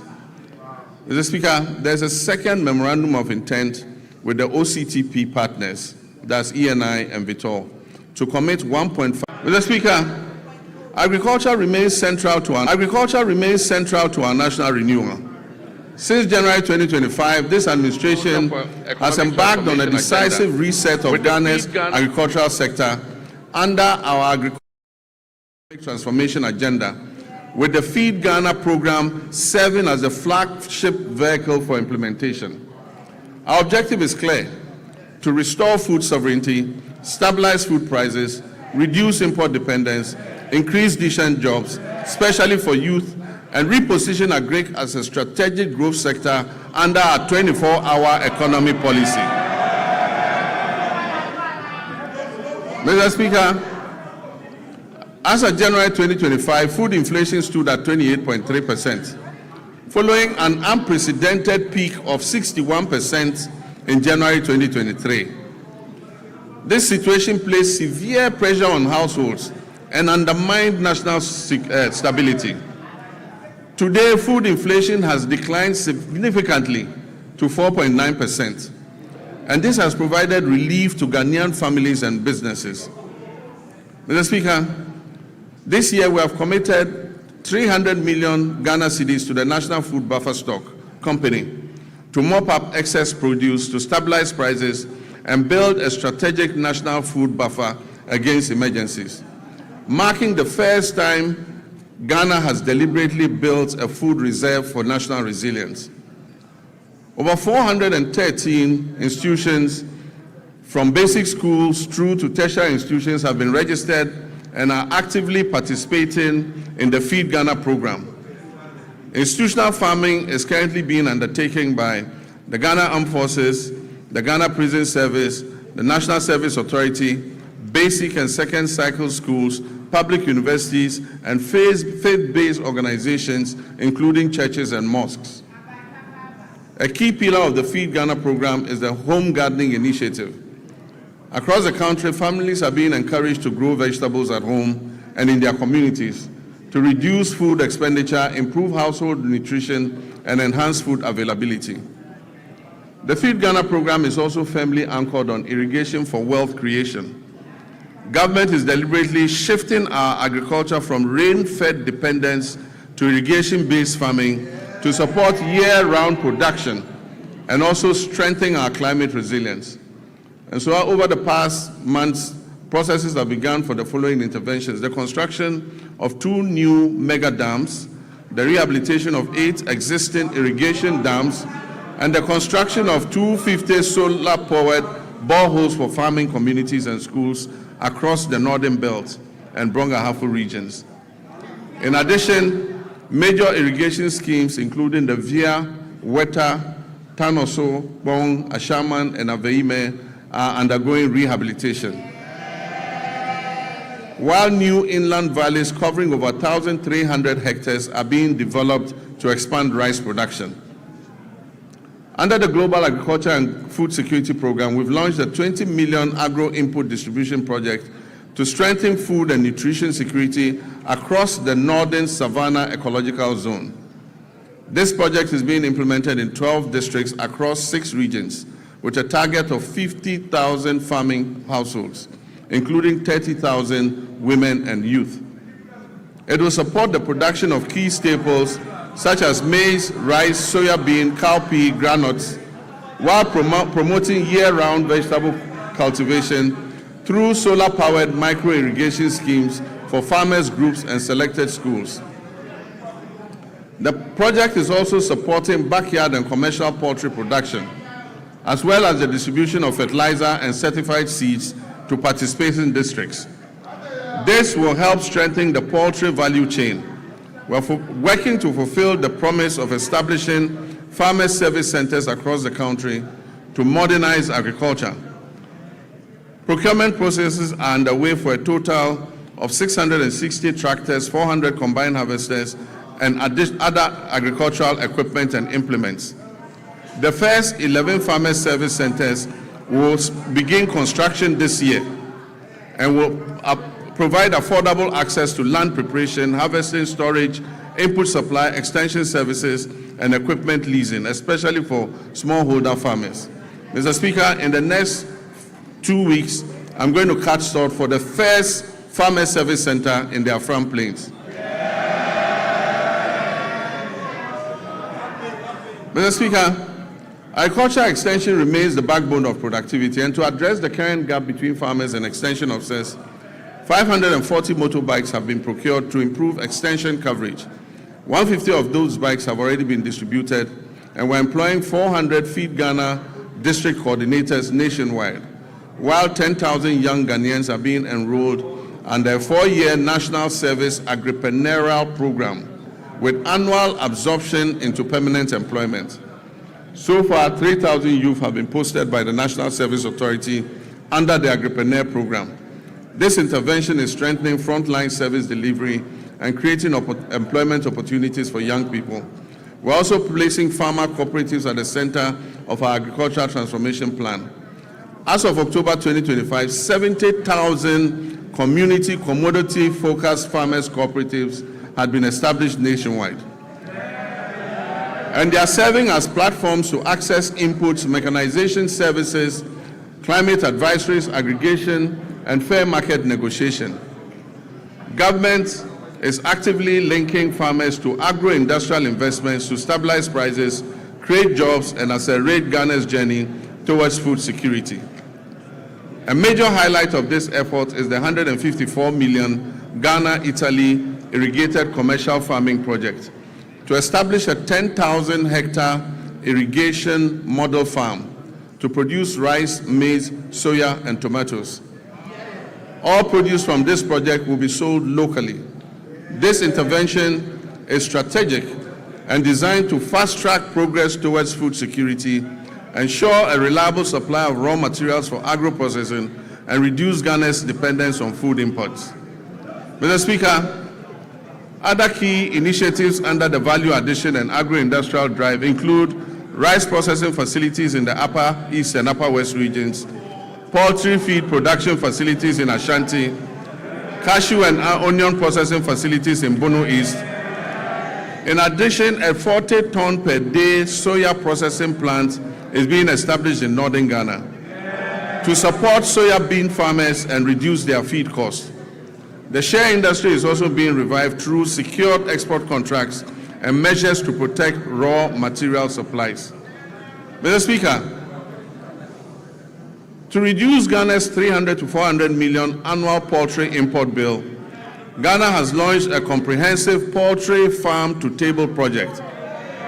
These comprise 50 anchor or commercial farmers producing 4 million birds, 500 SMEs producing 3 million birds, and a small-scale Nkokon Kitinkiti backyard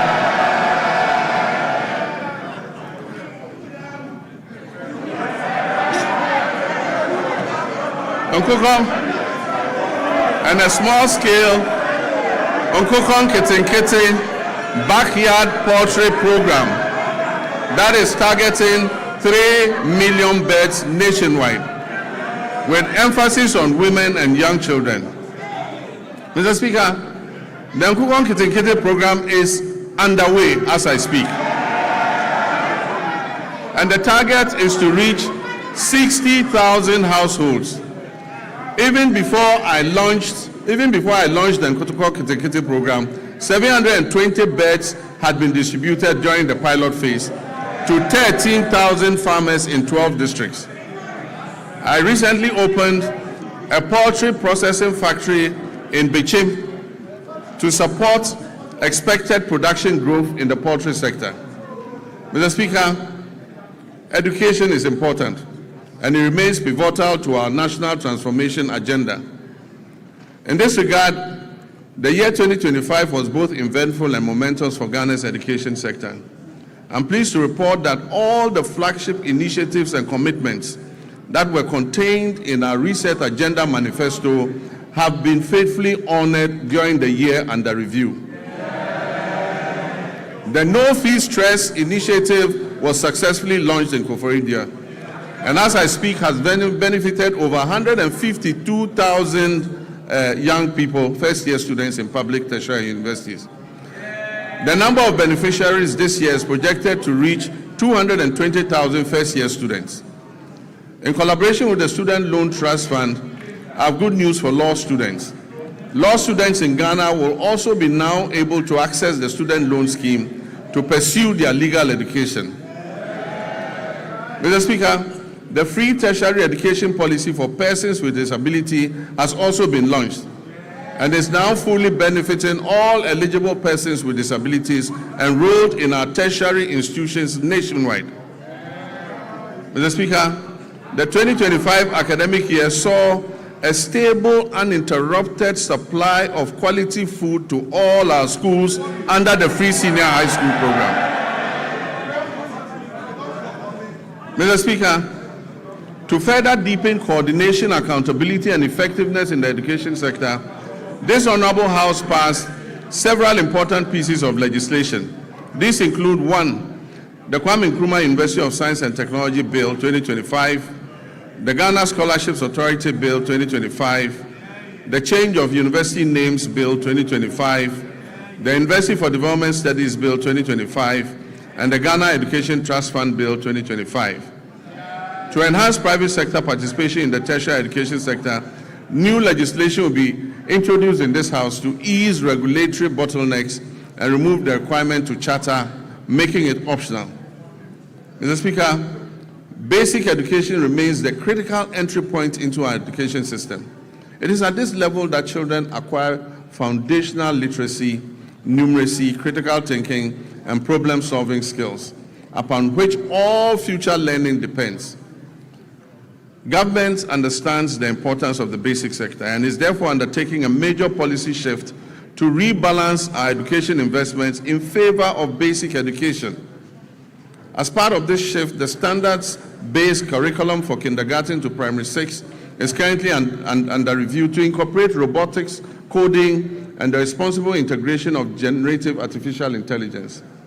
Additionally, as part of the ongoing curriculum review, artificial intelligence education will be introduced at an age appropriate and developmentally sensitive, with a strong emphasis on ethical use, digital responsibility, critical thinking, and human values. Mr. Speaker, in response to the persisting challenge of schools under trees, this government has programmed a bold and decisive intervention for the 2026 financial year. This includes the construction of 200 kindergarten blocks, 200 new primary school blocks, 200 new junior high schools nationwide. And I'm further pleased to inform this House adequate allocation has been done in the 2026 budget. I'm further pleased to inform this House that the government has fully cleared all outstanding capitation grant arrears owed to the public basic schools, as well as clearing all outstanding arrears of BEC exam registration subsidies due to the West African Exams Council. For previous years, the legacy debts to West African Examinations Council have all been cleared. Mr. Speaker, education for learners with special needs is not only a moral right, but also a sound, pragmatic investment. And it promotes equity and strengthens social cohesion. In recognition of this, the amended Get Fund Act has established a dedicated, sustainable funding framework to implement free education for learners with special needs, beginning in the 2026 academic year. Government has also increased the daily feeding grant for students in public special schools from 8 cedis per day to 15 cedis per day. This significant increment reflects our resolve to address the unique nutritional and health needs of learners with disability. In addition, Mr. Speaker, we'll construct a modern state-of-the-art special needs school in Ho in the Volta region, and will rehabilitate and upgrade the existing special needs schools in Okropong, Ekwapim, in fulfillment of our pledge also to provide free sanitary pads to schoolgirls as part of efforts to improve menstrual hygiene and reduce absenteeism among female learners. A total of 12.2 million packets of sanitary pads were distributed to girls in public schools across the country in 2025. Mr. Speaker, we allocated in this year's budget 292.4 million Ghana cedis to sustain the free sanitary pad initiative. This commitment aims to remove gender-specific barriers to education and ensure that no girl's education is interrupted due to challenges related to her menstrual hygiene. Mr. Speaker, as part of efforts to decongest senior high schools and increase access and ensure parity in educational opportunities, government is going to convert and upgrade 30 Category C secondary schools to Category B, and convert and upgrade 10 Category B schools to Category A. In addition, facilities in Category A schools are going to be upgraded and expanded to be able to take in more children. Technical and vocational education and training remain a critical pillar of our strategy to address youth unemployment and accelerate skills development. Government will construct 6 brand new regional TVET centers of excellence across the country to equip our young people with practical, industry-relevant skills aligned with the demands of the evolving job market. We're also undertaking a review of the national curriculum to align with the OECD Future of Education and Skills Framework. This will make TVET education more adaptive and resilient. Mr. Speaker, to expand access to higher education and support balanced regional growth and meet the rising demand for quality tertiary education, we've entered international partnerships to establish 2 new public universities, one in Kentapor in the Bono East region, another in Jasikan in the Oti region. I'm happy to announce also that a grant has been sourced from China to establish a new public university in Damango in the Savannah region. Mr. Speaker, technical universities play a critical role in closing the skills gap and reducing youth unemployment by delivering high-quality, industry-aligned and practice-oriented training within a broader policy framework that stimulates labor demand. In this regard, government is going to establish 3 new technical universities to strengthen skills development, enhance innovation, and support national industrialization efforts. Mr. Speaker, the Teachers Housing Initiative is a joint effort involving district assemblies, Common Fund, Get Fund, NAT, and GESOPs. And the aim is to build 50,000 housing units for teachers. This initiative is called the Teacher Dabre, Baby a Teacher Beda. This partnership demonstrates our collective dedication to enhancing teachers' living conditions and boosting the retention of teachers, especially in rural and remote areas, and ensuring that teachers can live, work, and retire with dignity and security. Mr. Speaker, by prioritizing equitable access and expanding infrastructure, we're investing in human capital and laying the foundation for a Ghana where every child can learn, grow, and succeed. Mr. Speaker, our health system. By January 2025, our health system was under severe strain. Aging and deteriorating equipment, stalled hospital projects amounting to 15 billion Ghana cedis in liabilities, and growing workforce pressures had weakened service delivery. Over the past year, donor support to our health sector declined sharply from 19% of our total health budget to just 2.2% today, creating an annual financing gap of more than 2.4 billion Ghana cedis. The withdrawal of support from programs previously financed by partners such as the USAID exposed the vulnerability in essential supplies and services, particularly in remote and underserved communities.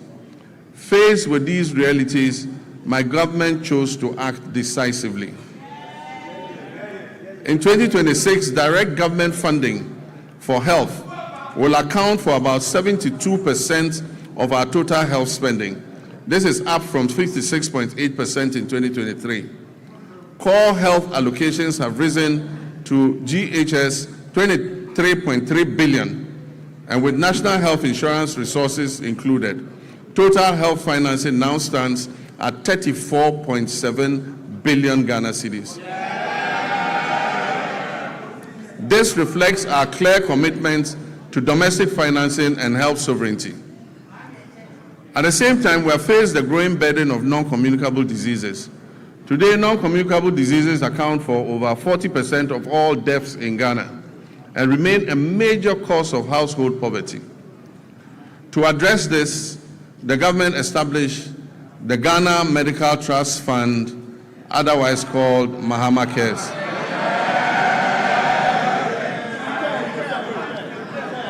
Mr. Speaker, this is the first nationwide financing mechanism dedicated to chronic and non-communicable diseases.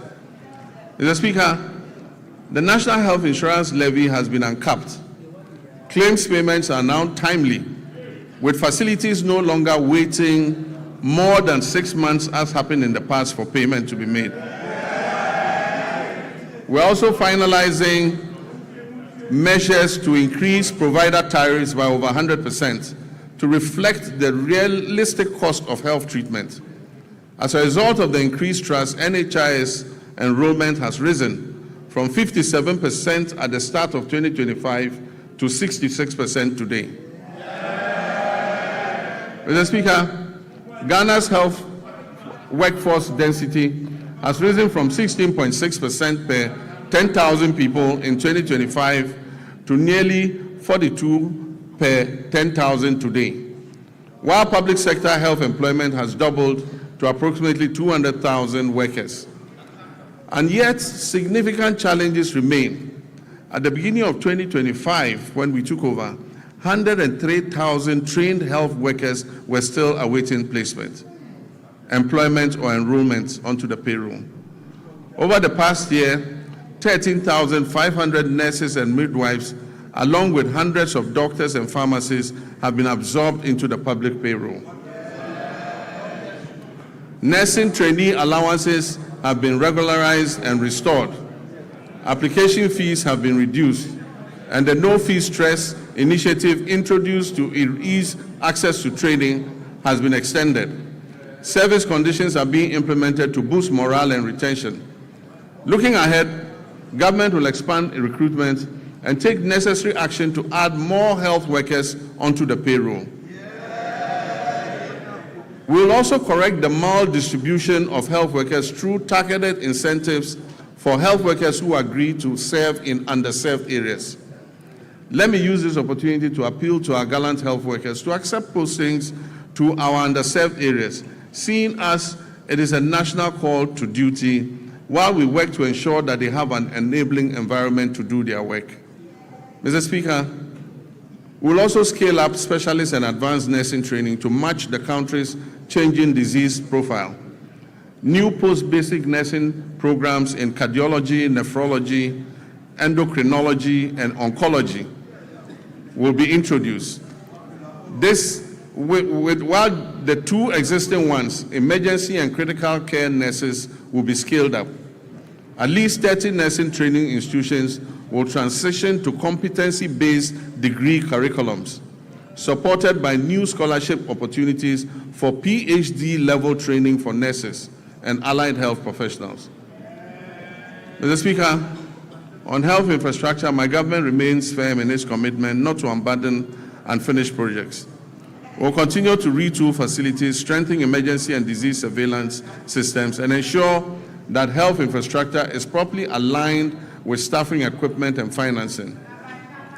In 2026 budget, provision has been made to commence regional hospitals in Oti, Savannah, and the Western North regions. This will expand access to quality care. Aligned with the reset agenda, we're making strategic investments in local pharmaceutical and vaccine production. The government has allocated 50 million in seed funding to the National Vaccine Institute. And in 2025, a local manufacturer secured market authorization to produce snake venom antiserum right here in Ghana. We're also finalizing steps to implement an advanced market commitment to prioritize locally manufactured vaccines and pharmaceuticals in public procurement. Production of the tetanus diphtheria vaccine is expected to commence this year through a partnership with an Indonesian pharmaceutical firm. Disease control remains our priority in our country's immunization financing.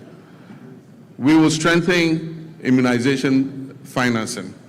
In 2025, the vaccine budget for children and pregnant women was increased by 46%, exceeding the 171 million Ghana cedis.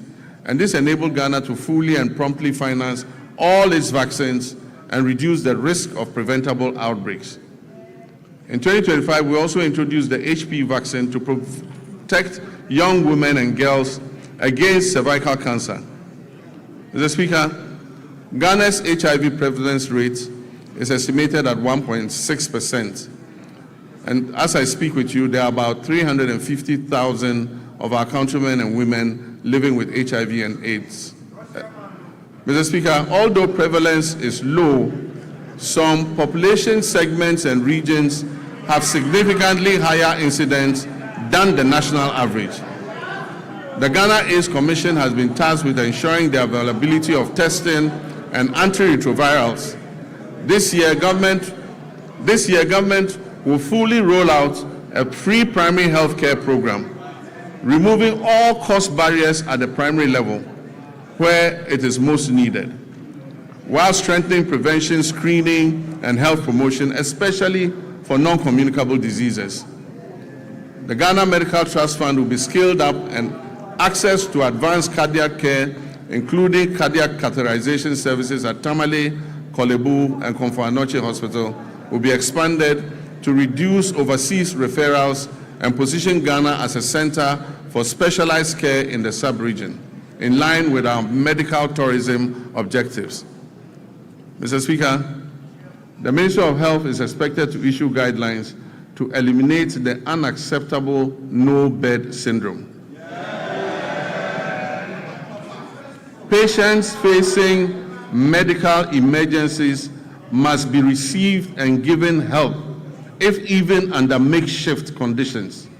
You don't need to have a comfortable bed to save a patient. No patient must be turned away from any health facility they report to.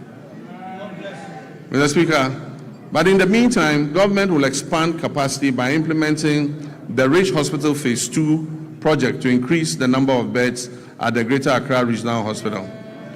We will also continue and complete the Police Hospital project, and also continue and complete the La General Hospital. Mr. Speaker, in the Ashanti region, we will complete the Sewa Regional Hospital. We will complete the Aferi Military Hospital, and we will complete the Komfo-Anokye Teaching Hospital Maternity and Children's Block. Mr. Speaker, we remain on course to build a stronger, more resilient, and more self-reliant health system for all Ghanaians. Mr. Speaker, roads are a very important sector. We inherited a burden of significant financial obligations and structural pressures in the road sector that had accumulated over the years. As of December 2024, outstanding payments on road projects financed through the consolidated fund stood at 21 billion Ghana cedis. These were certified works executed by contractors across the country for which payment had not been made. In addition, indebtedness to contractors that was lodged with the Ghana Road Fund Secretariat and awaiting payment amounted to 5.43 billion Ghana cedis. This figure excludes accruing interest charges, which continue to compound the state's financial exposure. Mr. Speaker, beyond these areas, we inherited also contractual commitments, that is signed contracts, totaling more than 104 billion Ghana cedis. These commitments represent signed contracts for road projects at various stages of execution, many of them without corresponding secured funding to guarantee timely completion. By the end of 2025, the Ministry of Finance and Roads had cleared arrears amounting to almost 10 billion Ghana cedis owed to road contractors. And we are steadily continuing to reduce the road sector debts. Mr. Speaker, the famous Big Push infrastructure program. This is my vision for a national infrastructure drive to restore critical national infrastructure. Naturally, the bulk of the money is dedicated to the road sector. We want to open economic corridors, create jobs, and reduce the cost of doing business. Mr. Speaker, as I speak to you, work has started on 50 major road projects that cover a distance of 1,144 kilometers. The total estimated cost of these projects is 50 billion Ghana cedis. Meanwhile, government is also completing 23 projects that were awarded by the previous administration but were not paid for. These projects amount to another 573 kilometers and are estimated to cost 15 billion cedis. So if you add that to the 1,500, it means about 2,000 kilometers of roads are currently undergoing rehabilitation as I speak. This is the biggest major investment in our road sector in the history of Ghana.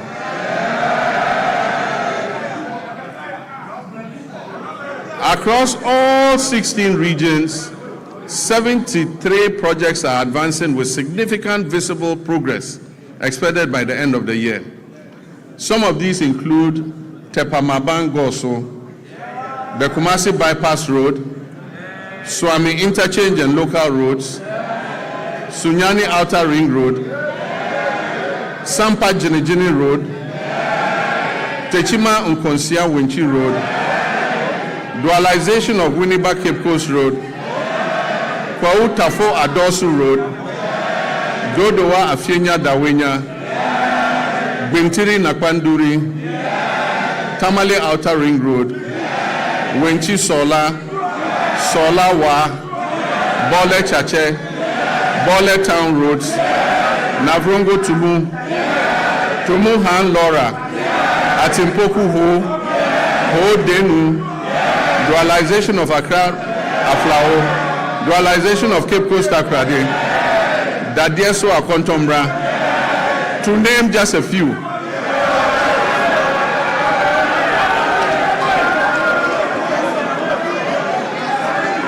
Mr. Speaker, other feeder roads are Akosombo Jakiti Kudikope, Yeniam Junction Sedom, Apegusum Pakadan, Chodome to Palime Gemini Road. Indeed, there are many others too numerous to mention. And as I said at the launch of the Big Push program, the whole of Ghana is going to become a construction site. And Mr. Speaker, Ghanaians can already testify that serious road works are underway across the country. Mr. Speaker, the Accra-Kumasi Expressway will be a 198.7 kilometer, 6-lane high-speed motorway. This expressway is designed to connect Ghana's two largest cities, Accra and Kumasi, and it will reduce the traveling time between Accra and Kumasi to approximately 2.5 hours. Mr. Speaker, this new alignment will have 8 interchanges and will be Ghana's first true expressway. And so government has established the Accra-Kumasi Expressway Limited, which is a subsidiary of the Ghana Infrastructure Investment Fund, as the concessionaire that will be mandated to design, to finance, construct, operate, and maintain the expressway, with the Ministry of Roads and Highways as the contracting authority. The project delivery is structured as a long-term concession of up to 50 years. Mr. Speaker, this expressway will be Ghana's first purpose-built expressway with limited access points, so goats and sheep cannot cross at any point. Mr. Speaker, it's designed for higher speed limits and modern safety infrastructure to reduce travel time and improve road safety. Preparatory activities including feasibility studies, the detailed designs and cost assessments are currently underway. This major road construction work aims to improve mobility, safety, and trade while connecting communities to markets and essential services. Mr. Speaker, the Eastern Corridor. We aim to complete all unfinished segments of the Eastern Corridor Road by the end of 2027. Mr. Speaker, we'll continue and complete the 27.7 Accra-Tema Motorway and Extension Project. And this includes reconstructing the Accra-Tema Motorway into a 4-lane expressway with 3-lane service roads in both directions, and interchanges at Ashaman, where you have the Ashaman underbridge. It will now be an interchange. There will be another interchange at Community 18 and Teshi Link. Mr. Speaker, it also involves remodeling the Tetekwashi interchange. Construction works are ongoing and progress is at 32%. Mr. Speaker, other important projects include the Kumasi Inner Ring Road, the Volivo Bridge over the Southern Volta River, the Dambai Bridge over the River Oti, and the Adoso Bridge over the River Afram at Eche Amanfrom. Mr. Speaker, the Ministry of Roads has received cabinet approval to reintroduce road tolls on our roads and our bridges. Mr. Speaker, this time using advanced technology to improve efficiency, transparency, and avoid leakages in revenue generation. Preparatory work is underway to ensure the reintroduction of tolling operations this year. Mr. Speaker, there is no doubt that an effective and efficient transport system is integral to any economic development plan.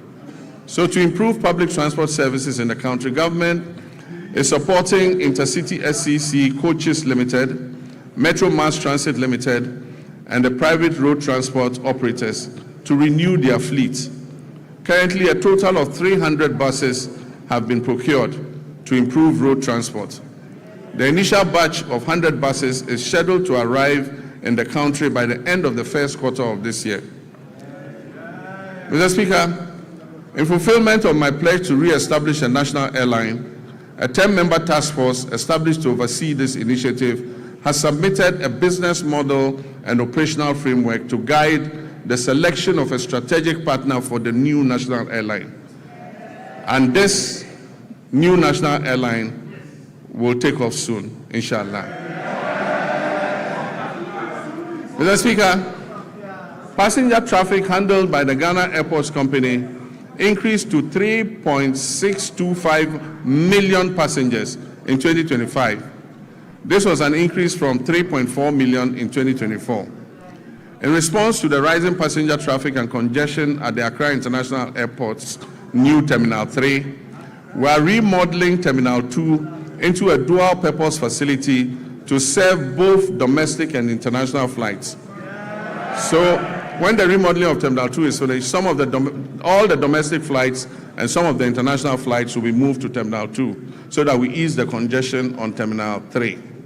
This will improve operational efficiency and enhance the overall passenger experience. Mr. Speaker, Accra's Terminal 3 remains amongst the best in Africa. A new concourse will link Terminal 2 and Terminal 3 so that passengers arriving in Terminal 2 and having to move to Terminal 3 won't have to come out and walk. They'll go through the concourse. Mr. Speaker, Terminal 3 is going to be supported by a new 7-story floor car park. It will also have an airport hotel and retail amenities to service the passengers. Mr. Speaker, runway expansion and overlay is currently being undertaken to strengthen the Accra International Airport's runway. Mr. Speaker, we will also begin work on new regional airports in Sunyani, in Bolgatanga, and Wa. In Sunyani, the current location of the airport is not appropriate to extend the runway, and so we have to move and build a new airport at a different location. Bolgatanga, the site has been acquired and work will commence. Wa also, we have to move the airport from where it is because it almost intersects the road and the airport slopes upwards, making it inappropriate for air travel. Mr. Speaker, we are also reverting the airport in Accra, the international airport in Accra, to its original name, the Accra International Airport. Even though NLC Decree 129 was passed, no effort or nothing was done to effect the clause in the decree that said that the airport should be renamed after Kotoka. So in all international records in ICAO and IATA, that airport in Accra, the international airport, remains named Accra International Airport. Mr. Speaker, we are working to fully operationalize the Tema and Pakadang rail line to maximize passenger and freight traffic between Tema and the north using the Volta Lake waterway. The Western and Eastern railway lines will continue to be modernized in partnership with the private sector. These projects are aimed to support the efficient transport of container and bulk cargo to and from our ports, as well as to facilitate the efficient haulage of minerals from mines in Osuta, Awaso, and Yinehing to the Takoradi port, while also providing passenger transport along the respective rail corridors. Mr. Speaker, as part of the 24-hour economy initiative, a new 24-hour operation has started at Tema Port, allowing access to port services around the clock. This development enables importers to clear their goods at any time, significantly easing congestion at the terminals like the transit terminals, the reefer terminal, and the Golden Jubilee terminal. The initiative brings together customs, banking, and other relevant agencies to enhance efficiency, low transaction costs, and boost Ghana's competitiveness as a major trade hub. Cabinet has reviewed the designs and feasibility study for the Keita Port and directed the Ghana Ports and Harbours Authority to present an action plan and a roadmap for the realization of the project at the earliest possible time.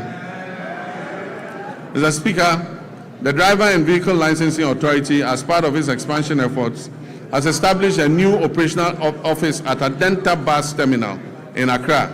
If you need any service in the night from DVLA, go to Adenta. There's an office open there day and night. Mr. Speaker, this modern facility operates around the clock, providing continuous service to improve accessibility and convenience for our motorists in Adenta municipality and the whole general Accra area. Mr. Speaker, communications is important, and under the Rural Telephony and Digital Inclusion Project, implemented through the Ghana Investment Fund for Electronic Communications, GIFEC, we extend voice and data connectivity to unserved and underserved communities.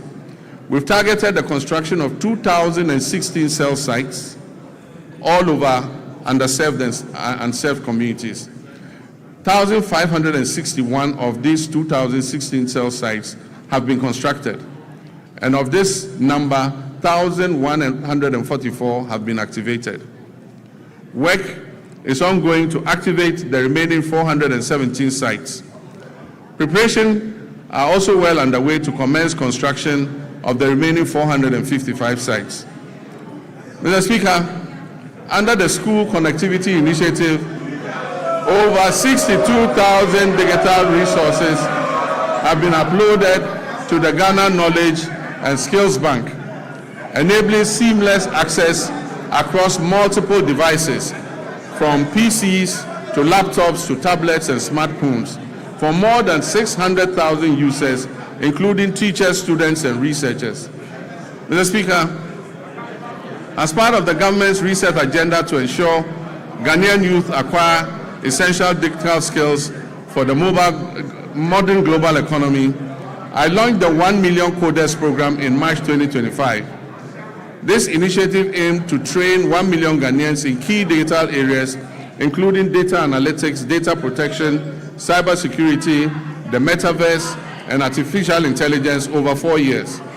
Phase 1 of the program, that is the pilot phase, saw hundreds of trainees complete their training programs in person across 4 training centers that were established in Accra, Kumasi, Sunyani, and Bolgatanga. Mr. Speaker, Phase 2, which will include virtual sessions, is set to commence this year, with expanded training centers and an increased number of beneficiaries. We project that 400,000 young Ghanaians will be trained this year, and this will build up to the numbers approaching 1 million. Mr. Speaker, the fight against corruption has remained a defining priority of my government and represents a central pillar of our commitment to good governance and accountability and the prudent management of public resources. Mr. Speaker, we've made progress through strengthened collaboration among law enforcement agencies, financial intelligence institutions, and prosecutors. These efforts have led to initiation of criminal proceedings and asset forfeiture proceedings against some individuals and entities implicated in financial crimes against the state. But yes, I agree with the sentiments of Ghanaians that we must press harder on this accelerator. As of December 2025, IOCO has recovered more than 600 million Ghana cedis. The office has investigated 462 cases, with 15 currently under prosecution. It has dismantled transnational carjacking syndicates and has recovered 29 luxury vehicles that were stolen. Mr. Speaker, the government remains resolute that corruption will not be tolerated, regardless of status or political affiliation. The Attorney General's office will continue to use both criminal prosecution and non-conviction-based assets recovery mechanisms to ensure that stolen public resources are returned for national development. Mr. Speaker, I understand that a large majority of Ghanaians are impatient to see those who abuse their public trust in office held to account. Mr. Speaker, there were periods when, under military regimes and unconstitutional governments, extrajudicial means could be used to exact retribution against persons perceived as corrupt or who had abused the mandate given to them by the people. Mr. Speaker, this may have appeared as swift justice, but many regrettable excesses were recorded. In 1992, we overwhelmingly adopted the 1992 Constitution to accept governance by the rule of law. On 7th January, when I swore the oath of office before the people of Ghana, I swore to uphold the 1992 Constitution. I may be as impatient as everyone else to see justice done, but painstaking investigations must be conducted, dockets must be prepared, charges must be filed, and the accused must have their day in court, including appealing even on the smallest point of law to higher courts. This process is necessary to protect us all against abuse or ill treatment of citizens and to ensure that only those guilty of offenses against the state are punished. As President Mills of blessed memory said, he said, and I quote, "The wheels of justice grind slowly, but they grind exceedingly fine." Mr. Speaker, let me reassert my determination to uphold the accountability of public office holders to the people of Ghana. We have laid the Public Officers Code of Conduct Bill before Parliament. This bill codifies the conduct of public officers and makes breaches thereof punishable. I wish at this juncture to thank His Lordship, the Chief Justice, for establishing additional specialized high courts to address breaches identified in the Auditor General's report. Mr. Speaker, the Constitution review process was conducted in a transparent and consultative manner, drawing on input from constitutional experts, civil society organizations, traditional authorities, religious leaders, political parties, and the general public. The review committee has submitted its comprehensive report containing detailed proposals to amend the Constitution to address identified weaknesses and make it more welfare enhancing. Mr. Speaker, the Attorney General's office is working closely with relevant stakeholders to translate the recommendations into implementable legal and constitutional proposals, which will be presented to this August House in accordance with constitutional procedures. Mr. Speaker, illegal mining continues to pose a grave threat to our environment, water bodies, public health, and national security. Mr. Speaker, prosecution of persons engaged in illegal mining has been intensified, with a renewed focus on dismantling organized criminal networks behind galamsey operations, rather than targeting only the little fish, low-level offenders. Mr. Speaker, in all these galamsey operations, there are big fish who never get caught. Mr. Speaker, in total, over 114 case dockets involving hundreds of accused persons are pending in various courts across the country, particularly in towns and villages that are prone to illegal mining. Specialized prosecutorial teams have been deployed to fast-track illegal mining cases, ensure the effective presentation of evidence, and pursue the confiscation and forfeiture of equipment and proceeds used in or derived from illegal mining. Mr. Speaker, when it comes to gender and social protection, my government will continue to ensure gender equality and equity, promote the welfare and protection of children's rights, and empower the vulnerable, the aged, and persons with disability for sustainable national development. Work is well advanced on the Women's Development Bank, for which a total of 401 million Ghana cedis has been allocated in the 2026 budget. The coming months will see a full rollout of this monumental policy to empower Ghanaian women and women-owned businesses economically and financially. Mr. Speaker, the Ministry of Gender and Social Protection has successfully honored all legacy leave payment cycles for 2025 and before, reaching 1.5 million people. It has also ensured the full implementation of the Ghana School Feeding Program in over 12,000 public schools across all 261 districts of this country.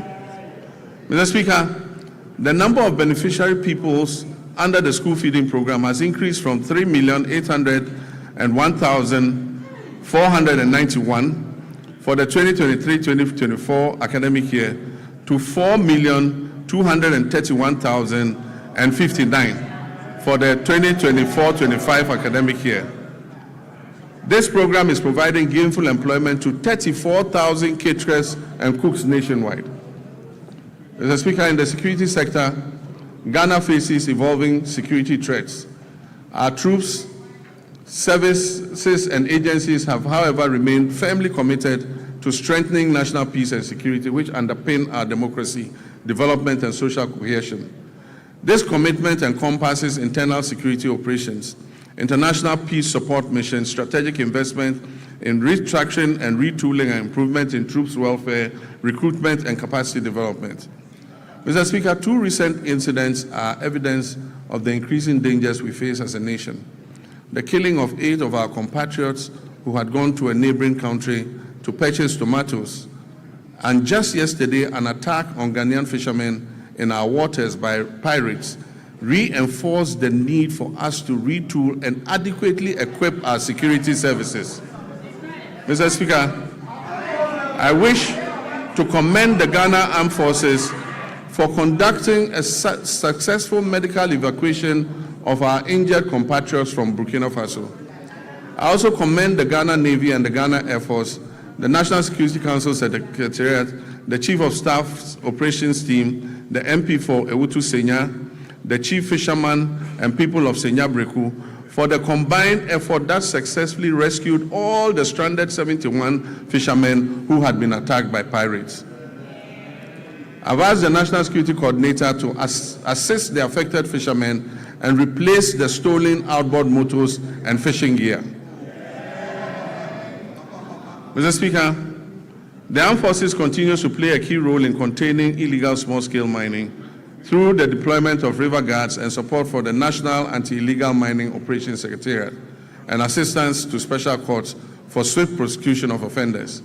Mr. Speaker, during the year, the Ghana Armed Forces had 2,119 troops with requisite equipment deployed in various peacekeeping missions, reinforcing Ghana's reputation as a dependable and professional contributor to international peacekeeping operations. While Ghana continues to maintain an enviable reputation in international peacekeeping, we must note that many of these peacekeeping theaters where we have operated are winding down due to reduced budgets for UN peace support operations. And so as our troops return home, we must create opportunities for them to train, to remain active, and stay engaged. Mr. Speaker, beyond peacekeeping operations, Ghana continues to demonstrate its strong commitment to international solidarity, humanitarian assistance, and South-South cooperation. In December 2025, the Ministry of Foreign Affairs, in conjunction with the Ministry of Defense, deployed 54 personnel from our 14 Engineers Brigade to Jamaica to support that country with national reconstruction efforts following the devastation that was caused by Hurricane Melissa, which claimed over 40 lives. In recognition of the scale of the recovery effort and the good work our soldiers were doing in reconstructing the houses in Jamaica, government approved a request from the government of Jamaica asking us to extend the mandates of our soldiers there for another 90 days, which we approved. Mr. Speaker, to further improve operational readiness, the government will continue to invest in vital defense infrastructure and retooling. The construction of a forward operating base at Ezen Libo, situated along the Western Maritime Corridor, is ongoing. This facility aims to boost maritime surveillance and better protect offshore oil and gas installations. The Northern Border Security Project, initiated to counter terrorism and transnational crime, is advancing decisively. This project constitutes the first line of defense against any infiltration and extremist threats coming from the Sahel, and it would significantly strengthen the surveillance of our northern border. Plans are well advanced to establish 2 new military barracks in Ejumako in the central region and in Dambai in the Oti region to address emerging security concerns and strengthen the presence of the state in these areas. To further support retooling efforts, agreements have been signed to procure and deliver 4 brand new Eurocopter helicopters and 1 jet for the Ghana Air Force, aimed at replacing the aging fleet and modernizing our air capabilities. The Ghana Armed Forces is carrying out a thorough overhaul of previously grounded aircraft, which involves replacing essential components and bringing them back into service. This aims to quickly restore their operational readiness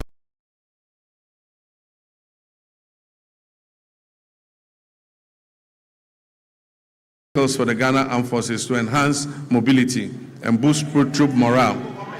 It forms part of a broad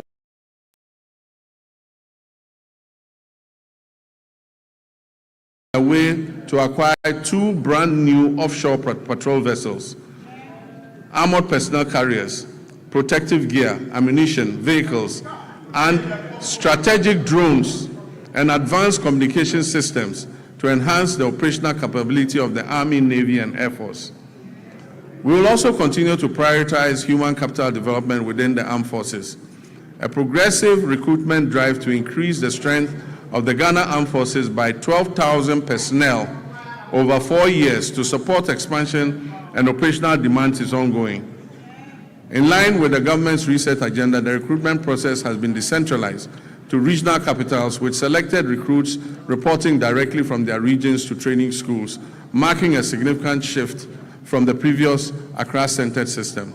Mr. Speaker, on a very solemn note, I wish to express my condolences to the families of 6 of our young daughters who died during the stampede at the Elwak Stadium.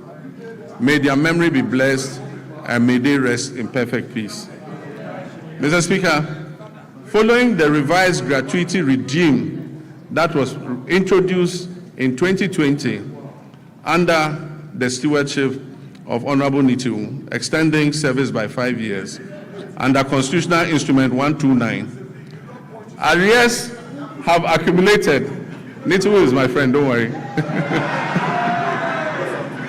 Arrears have accumulated, Mr. Speaker, because no budgetary provision was made over the 4 years that followed.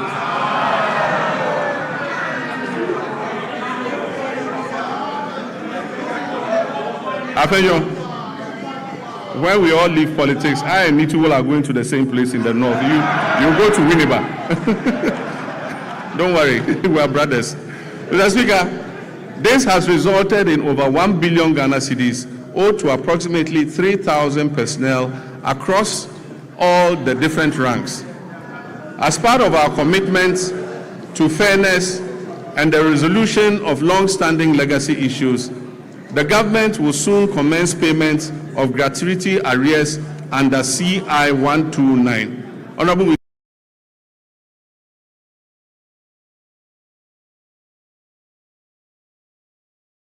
by the current military high command with the Ministry of Finance and the Ministry of Defense, a structured implementation plan has been agreed upon. This will bring closure to the issue that has been outstanding since 2020, and it will ensure that affected personnel receive their rightful entitlements. Mr. Speaker, the Ghana Police Service has also received 40 armored vehicles and 100 pickup trucks to enhance their operations. Other security agencies such as the Fire, Prisons, Immigration, BNI, and Narcotics Control Commission will also be retooled to enhance their efficiency. Mr. Speaker, let me take this moment to commend the IGP and his men for the recent major successes they are chalking in bringing dangerous criminals to justice. The trust of the Ghanaian people in their police service is rising again. And I urge you to keep up the standard. Mr. Speaker, Ghana's foreign policy remains a central instrument for advancing our national development, for safeguarding our sovereignty, and projecting our values on the global stage. At a time when the global environment is characterized by profound geopolitical shifts, economic uncertainty, climate-related challenges, and evolving security concerns within our sub-region, government has taken deliberate steps to ensure that Ghana's engagement with the world is purposeful, strategic, and responsive to the needs of our people. In this regard, the Ministry of Foreign Affairs has stepped up efforts to align Ghana's external relations with our domestic development priorities. Mr. Speaker, in West Africa, Ghana continues to pursue a policy of good neighborliness, solidarity, and constructive cooperation with all countries in the sub-region.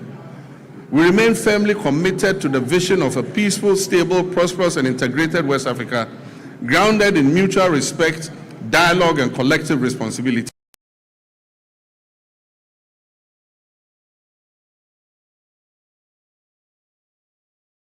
Particularly following their withdrawal from the Economic Community of West African States, ECOWAS.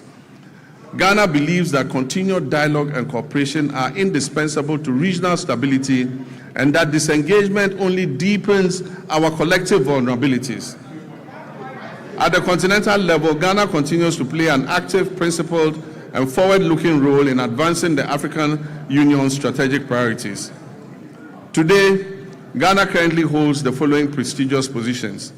We are AU champions on reparations. We are AU champions for African financial institutions.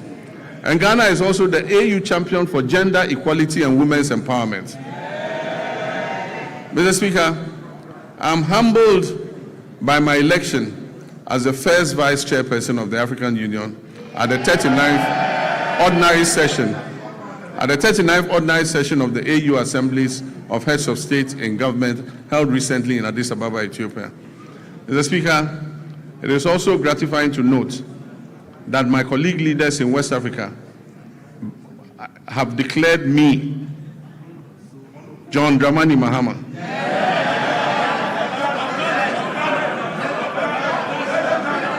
President of the Republic of Ghana and Commander-in-Chief of the Ghana Opposition.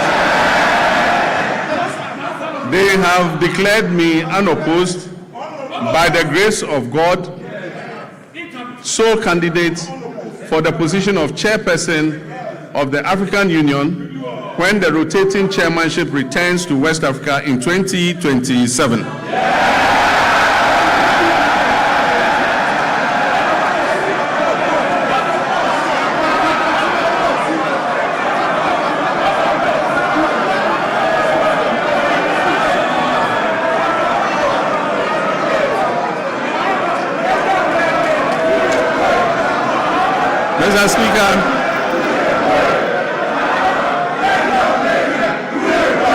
Mr. Speaker,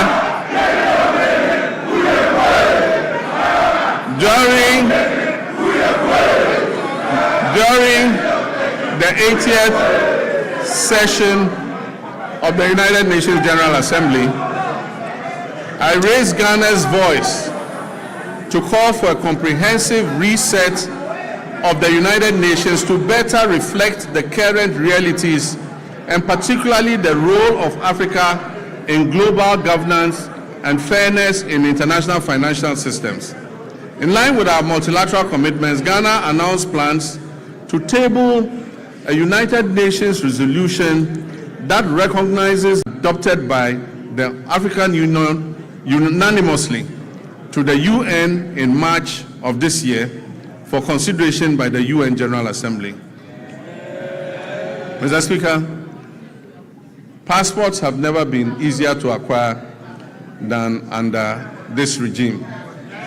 Mr. Speaker, the Ministry of Foreign Affairs has established 7 new passport application centers in Upper East, Oti, Ahafo regions, Bono East, Northeast, my own region, Savannah, and the Western North region. Mr. Speaker, with this expansion, all 16 regional capitals now host passport application centers, marking a major milestone in the decentralization of passport services. Mr. Speaker, to address systemic delays, the Ministry implemented a 24-hour passport production operation at the head office. This enabled the clearance of an inherited backlog of over 40,000 passport applications. As a result of these reforms, Ghana's passport administration now operates with zero backlog, guaranteeing passport delivery within 15 working days. If you like, try it. Apply for a new passport. Within 15 days, you will receive your passport.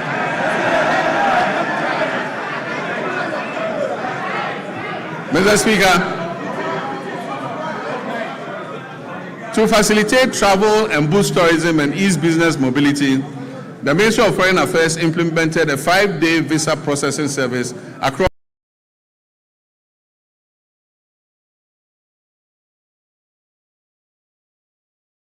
Currently, significant progress has been made in the design and procurement phase of a national e-visa platform with a targeted rollout plan for 2026. This means if you apply for visa, you apply online and the visa is approved online. You don't need to go to the Ghana embassy to apply. Ghana has also secured new visa waiver agreements with 11 countries to facilitate people-to-people exchange. It means for those 11 countries, Ghanaians don't need passports to go there. You just jump on the plane and appear there, and they'll allow you in. Mr. Speaker, to highlight Ghana's ongoing commitments to international solidarity, we made humanitarian donations to Jamaica, Cuba, Sudan, and Palestine to support disaster relief and conflict-related crises.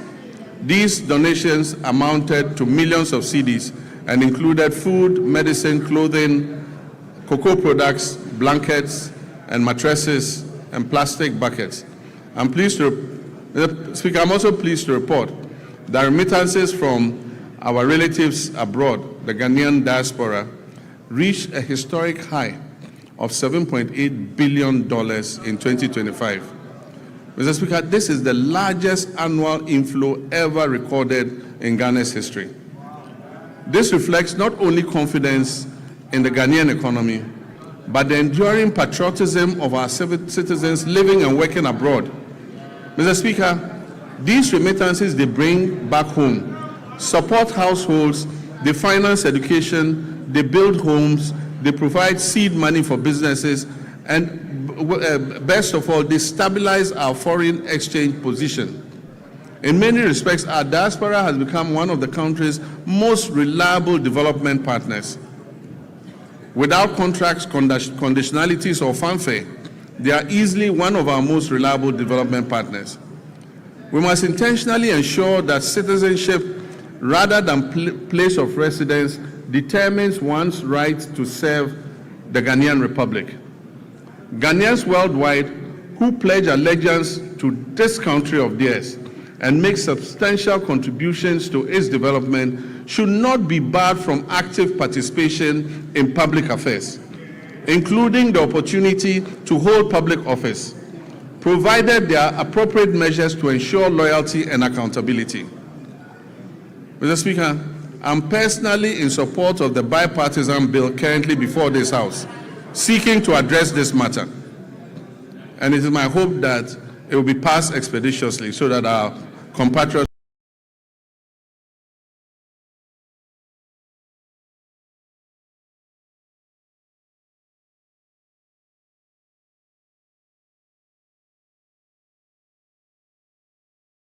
as many jobs as possible to address the major unemployment problem.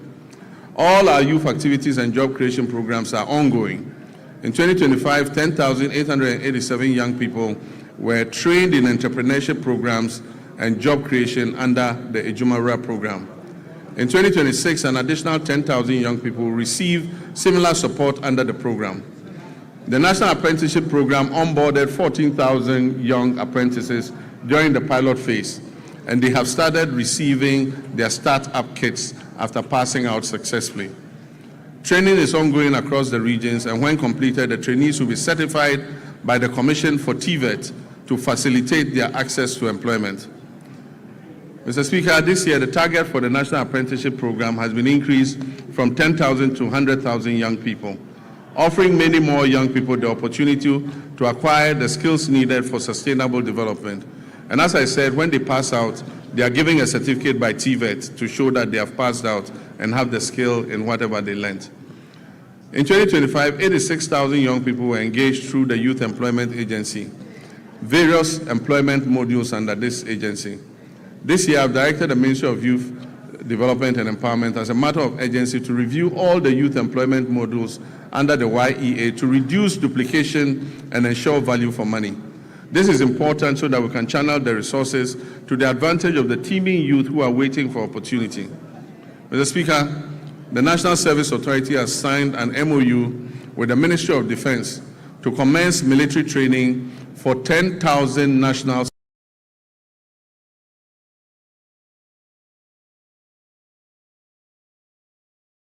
personnel will receive call-ups to report at various military centers for training. Mr. Speaker, this was a program initiated by our late Minister for Defense of Blessed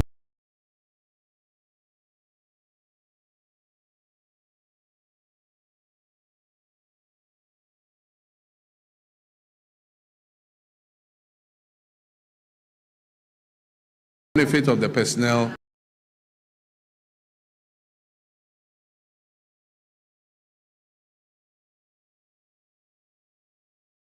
business and industrial sectors to boost our competitiveness in export markets, encourage value addition, and generate employment for Ghana's large youth population.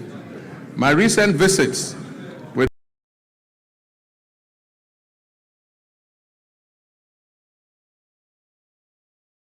initiate expansion works on factories has convinced me that Ghana is on the right track.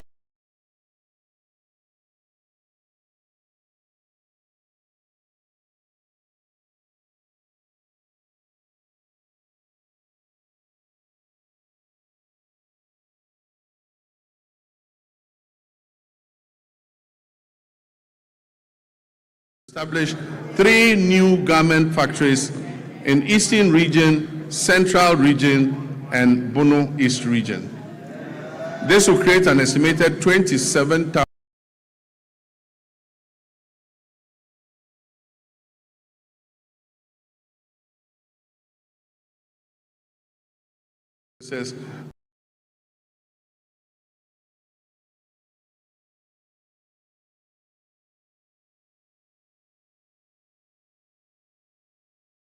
exports recorded a 27.04% growth in 2025, with total earnings of $4.87 billion, up from $3.83 billion in 2024.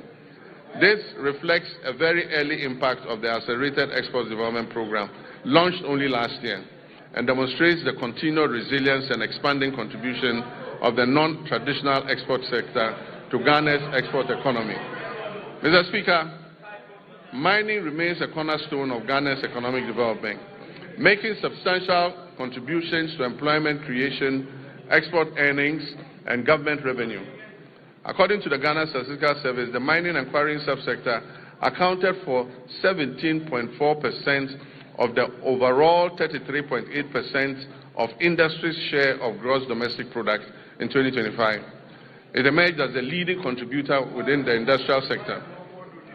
The sector generated export earnings of approximately $15.25 billion, accounting for 65.37% of Ghana's total export receipts. 65.37% of Ghana's total export receipts, out of a total of $23.3 billion.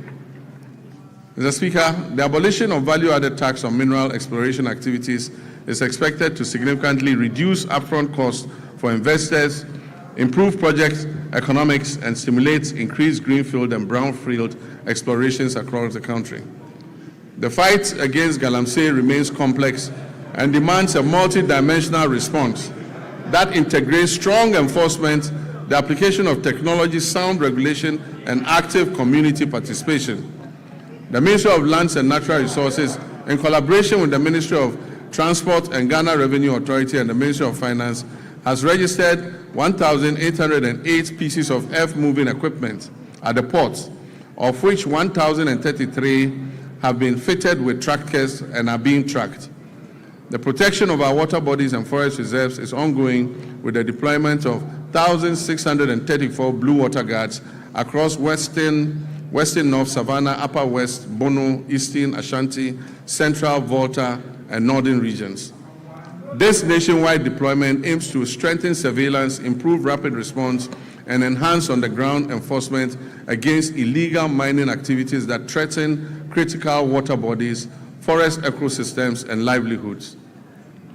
Mr. Speaker, NIMOS will maintain regular coordinated operations across all 21 identified hotspots to prevent re-entry of illegal miners into these reserves. While temporary deployments yielded positive results, they proved insufficient for sustained enforcement. Mr. Speaker, in the works housing and water subsector, these are vital pillars of Ghana's national development, shaping sustainable livelihoods through reliable water supply and affordable housing that enhance citizens' well-being. Sea defense works are ongoing. We've successfully completed works at Komenda, Ningo Pram, and Elmina.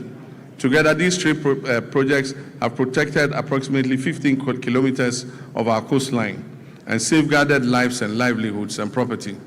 In March 2025, I visited Solakope, Agaveji, and Amutinu in the Ketu South municipality, where tidal waves had displaced thousands of residents.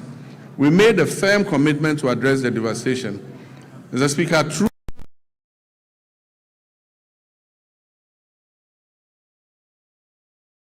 to commence the project. I'm pleased to inform this House that the project is currently 25% complete and calm has already been restored along the coastline. Notwithstanding these actions, flooding remains a major infrastructural challenge in the country and a top priority for this government. A task force on flooding is in place and coordinating the national mitigation efforts against flooding.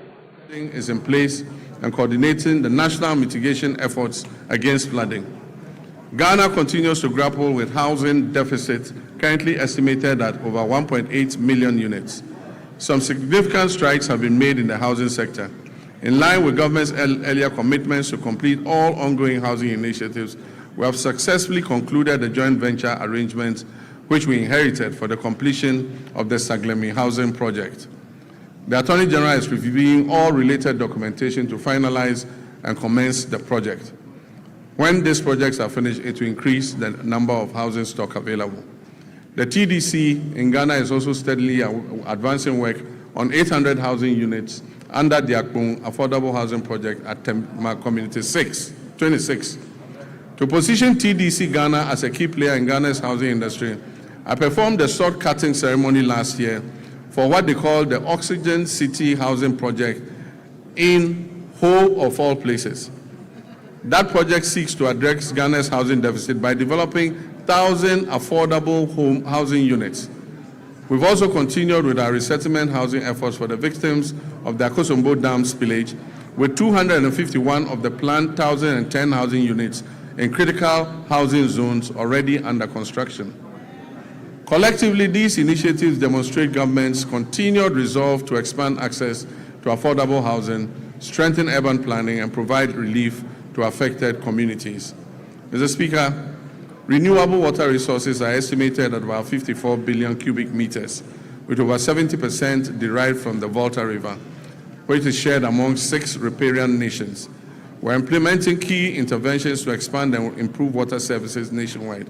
So the following urban water supply projects are at various stages of completion. The Keta Water Works, the Winchi Water Supply Project, Sekendita Krade Water Supply Project. And I'm happy to announce that Anyako has good, clean drinking water today, and the Community Water and Sanitation Agency will commission the project next week. It will also serve the island community of Seva. We will begin preparatory work on the Damango and Sunyani water supply expansion projects and seek to finalize all financing arrangements for other water supply projects in Tamale, Yendi, Techiman, and Takwa. Mr. Speaker, The Danish government has allocated grant support to improve water supply services in low-income and high-density areas in Wa and Bolgatanga, aiming to address water challenges and provide relief to vulnerable populations. Mr. Speaker, the following rural water supply projects are ongoing: Asankregwa, Sehuyoso, Duadaso, Kwemandamfa, Goso, Dwabing, Aveime, and Edumbamso. To strictly follow the resetting agenda and secure sufficient funding, the Ministry of Finance has allocated 6.3 billion Ghana cedis to the District Assembly's Common Fund. This amount covers 4 quarters of the 2025 fiscal year, and it has been allocated to all 261 metropolitan, municipal, and district assemblies to execute their activities outlined in the medium-term development plans and annual action plans. Mr. Speaker, out of the amount released, a total of 4.3 billion has been dispersed to all MMDAs. The 4th quarter installment is being processed and will be disbursed soon. Mr. Speaker, all members of this House will agree with me. All members of this House will agree with me that the flow of resources to the district assemblies is unprecedented.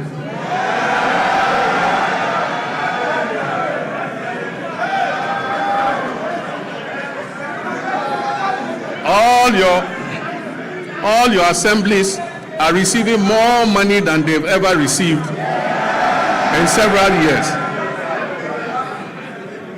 Mr. Speaker, in fulfillment of government's commitment to strengthen local governance and decentralization, the ministry has, for the first time in the history of local governance, disbursed a total of 100 million Ghana cedis in monthly allowances to all assembly members. Unprecedented, assembly members have received their allowances. The Ministry of Local Government, Chieftaincy and Religious Affairs has also finalized designs for the new 24-hour economy modern markets to be constructed in all metropolitan, municipal, and district assemblies. Mr. Speaker, procurement processes are far advanced to commence the construction of these markets, and very soon, in all your district, honorable members, you will have a 24-hour market operational. Mr. Speaker, our tourism and creative arts sector has a lot to offer. Creatives using the new media are giving our nation greater prominence than we could have achieved through any first-class traditional media outlet. Our economy will not be built only by traditional sectors, but also by human creativity sectors that will absorb those people who will be displaced from the shop floor by the new AI technologies that are being rolled out. Ghana has become a favorite tourist destination because of our history, culture, our arts, our music, our fashion, and our food. Government has allocated 20 million Ghana cedis to the film sector alone. This is going to the film sector to support Kumawood and Gallywood and all the woods. Mr. Speaker, another 20 million cedis has been given for the other creative sectors. I believe that this injection of money will bolster our creative sectors. Mr. Speaker, I wish to assure the Ministry of Tourism that I'll be your personal ambassador. Mr. Speaker, in line with our new national efforts to bring events and conferences to Ghana, we are going to undertake the refurbishment of the Accra International Conference Center to restore it to its iconic past as the country's national and international events and conference venue.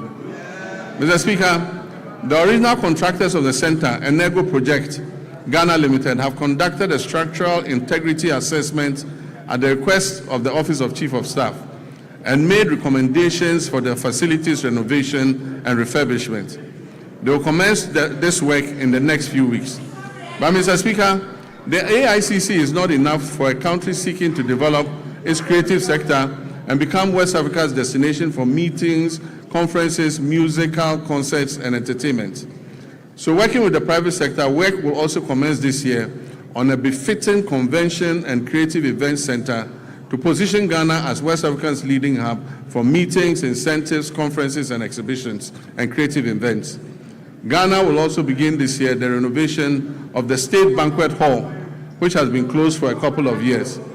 Mr. Speaker, this year we will strengthen Ghana's standing in the major global and continental sporting events. We will make our 5th FIFA World Cup appearance. And for us, this is an opportunity to boost national branding and the economy beyond just sports. Mr. Speaker, supporters and other people interested in going to support the team would have to submit a visa request to the American Embassy. We are being told that we must ensure that supporters who go return on the visas. It has taken a lot of work to restore Ghana's 5-year non-immigrant visas and take us off the ban list. It is my hope that this event will not send thousands of Ghanaians to America and get us back on the ban list. Mr. Speaker, the Black Queens will compete at the 2026 African Cup of Nations, Women's African Cup of Nations, building on their bronze medal finish in Morocco. At the youth level, Ghana will participate in the 2026 Youth Olympic Games in Dakar with a multidisciplinary team aimed at strengthening long-term elite pathways. We'll also compete at the Commonwealth Games 2026 in Glasgow, reinforcing Ghana's presence across the Commonwealth sporting landscape. Mr. Speaker, as a member of the Ghana Journalists Association, I've been deeply concerned about the abuses suffered by journalists at the hands of some of our errant security personnel. I've asked the leadership of the security agencies to take firm action and to reorient their men and women on the need to be accommodating to journalists who are only doing their job of keeping citizens informed. I've also been concerned about the state of our state-owned media, most of which have suffered from historical underfunding and grappling with deteriorating infrastructure and facilities. I recently toured these media houses to learn about their challenges at first hand, and we're currently putting together a revitalization plan to leverage their valuable assets and re-inject life into their operations. The reintroduction of the Media Development Fund is also being reconsidered to support the Ghanaian media.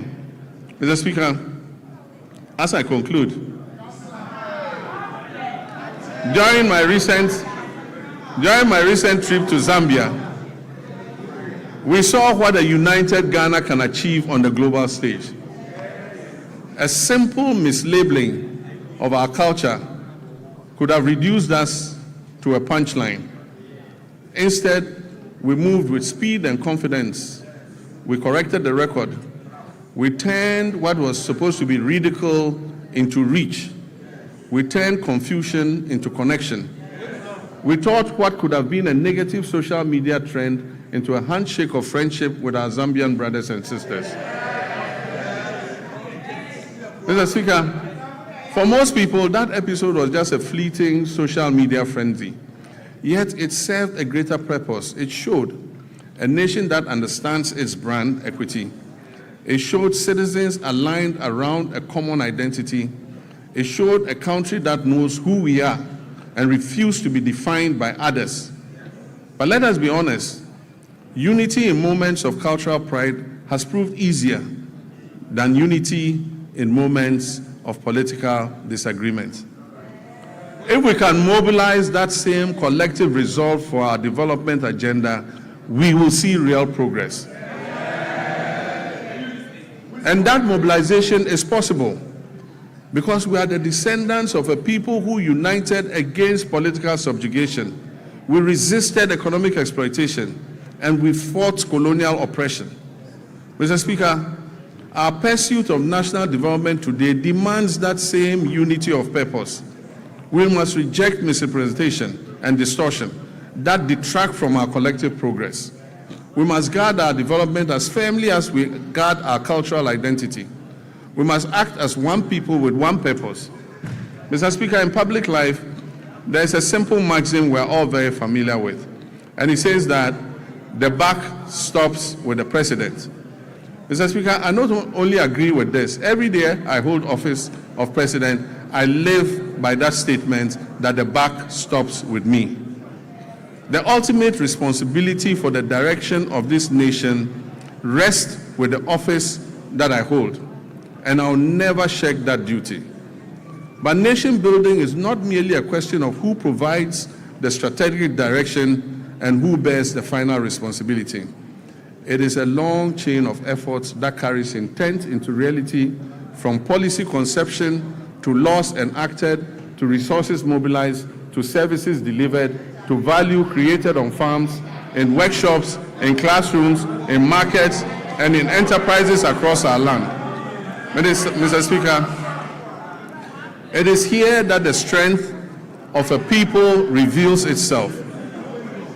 It is in the countless acts of competence, integrity, and industry by citizens of every calling whose work turns national purpose into lived reality.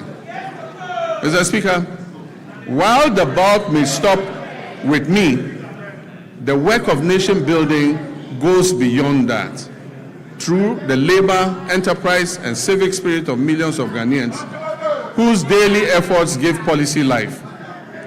Mr. Speaker, I will continue to carry the weight of final accountability. And I ask in equal measure that our citizens bring their full measure of energy, skills, and patriotism to the common task of advancing our country. That is how nations are built. That is how economies grow. No policy can substitute for civic duty.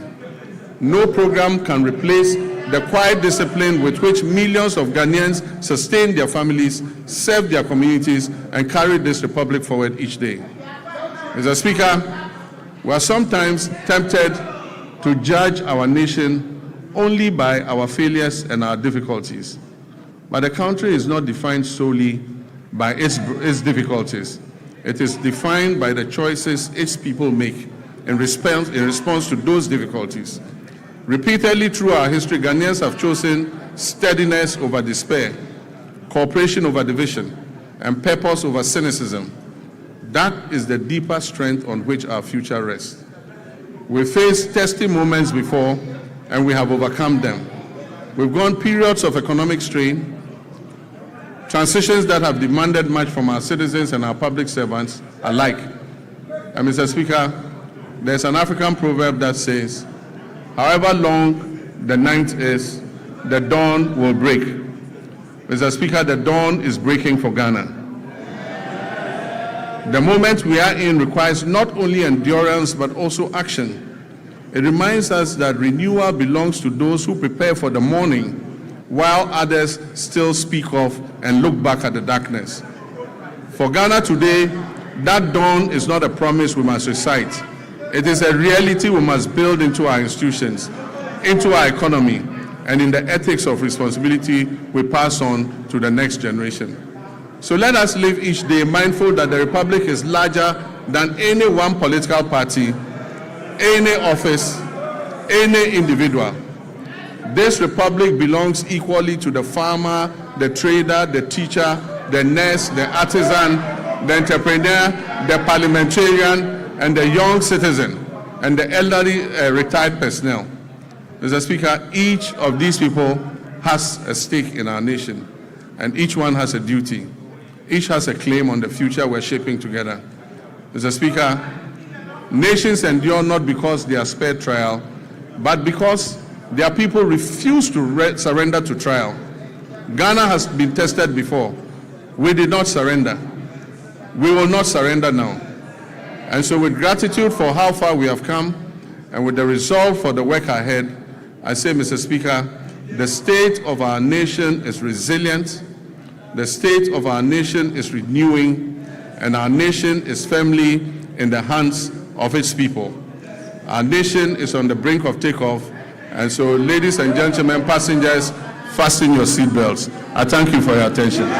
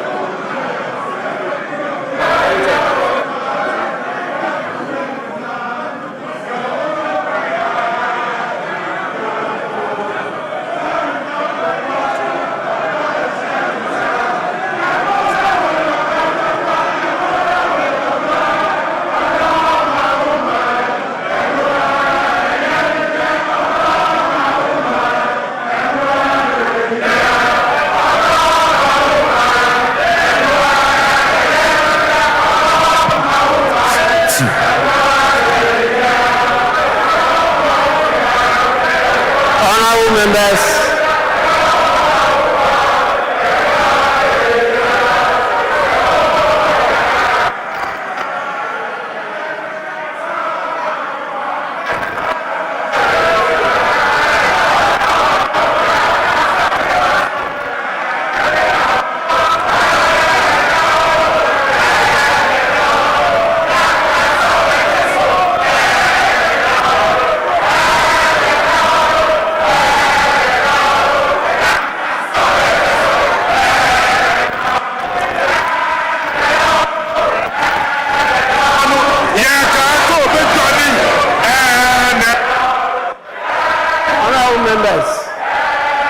Honorable members.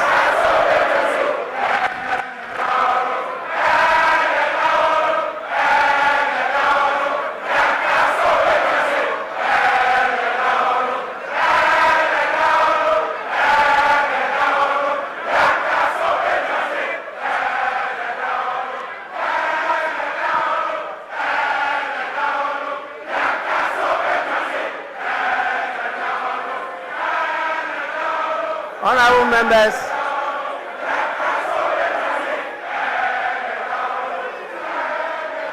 Honorable members.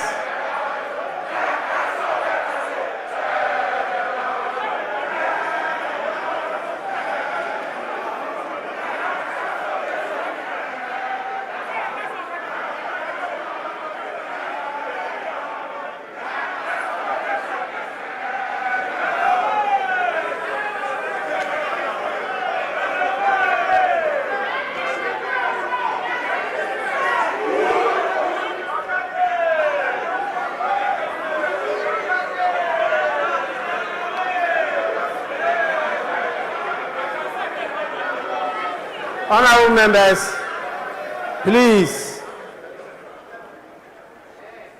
Honorable members, you know we are in this together, and you understand as accomplished parliamentarians that when the speaker is on his feet, every other person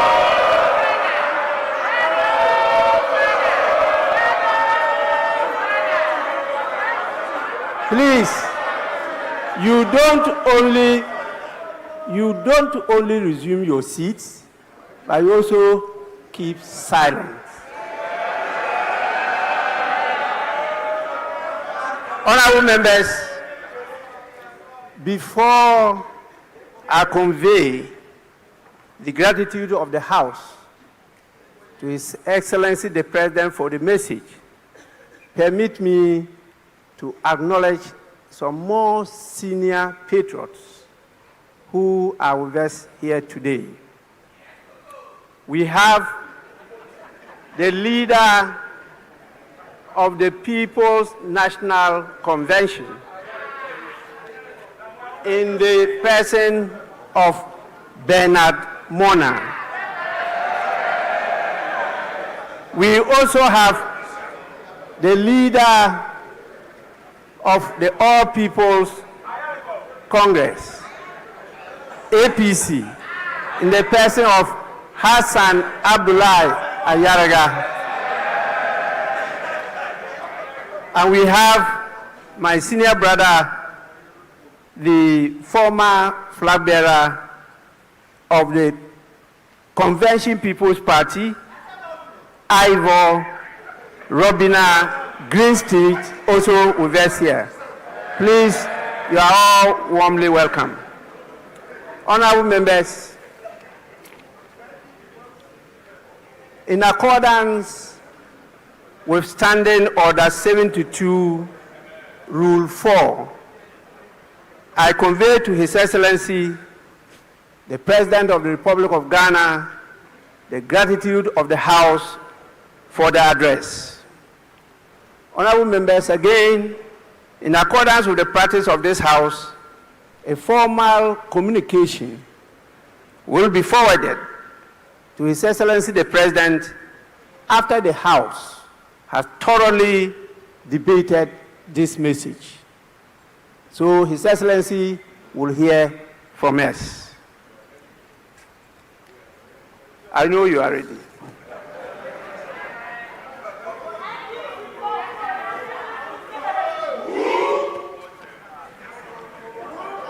Honorable members,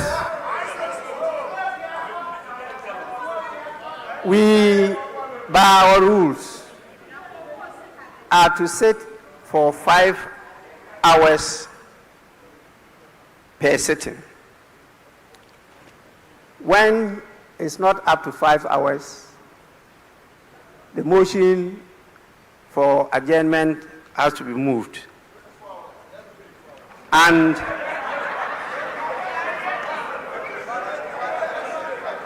here we are. We have spent a lot of time, but not yet 5 hours. And so I'll have to call on the leaders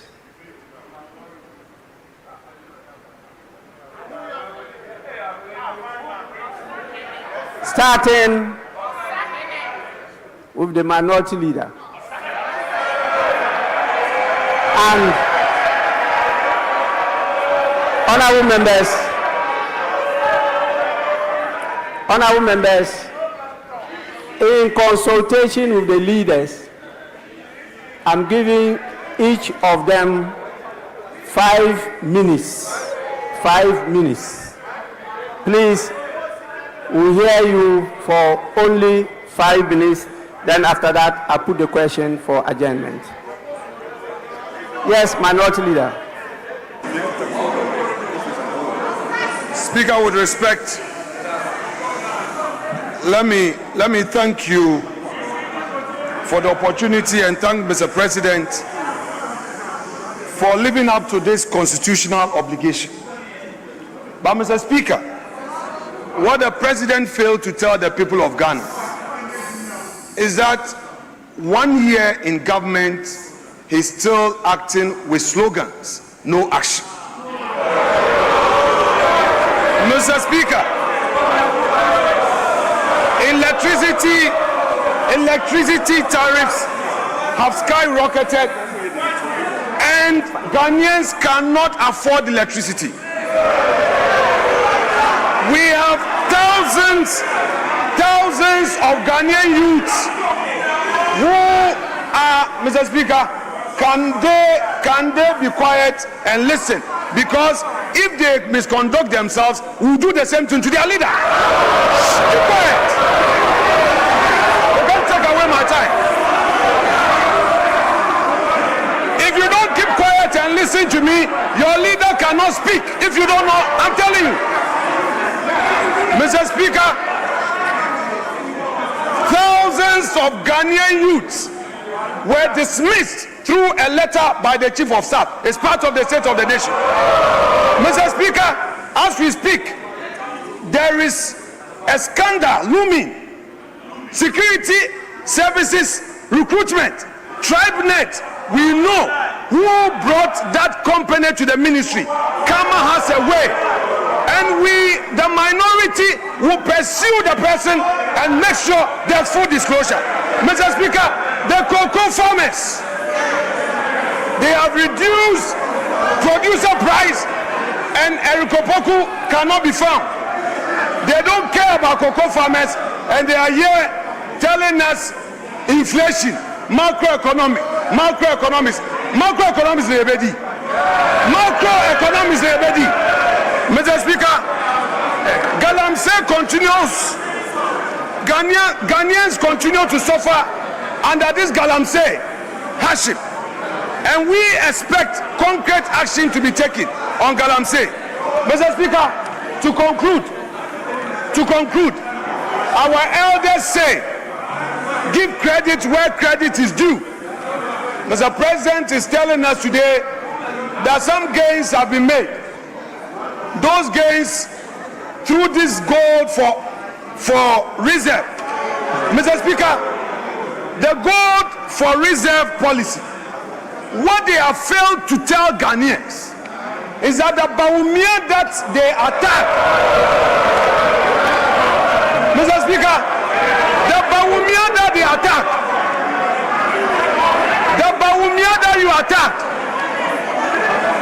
is the brain brainchild of this policy. Mr. Speaker, I would want to urge the government, give to Bawumia what belongs to Bawumia.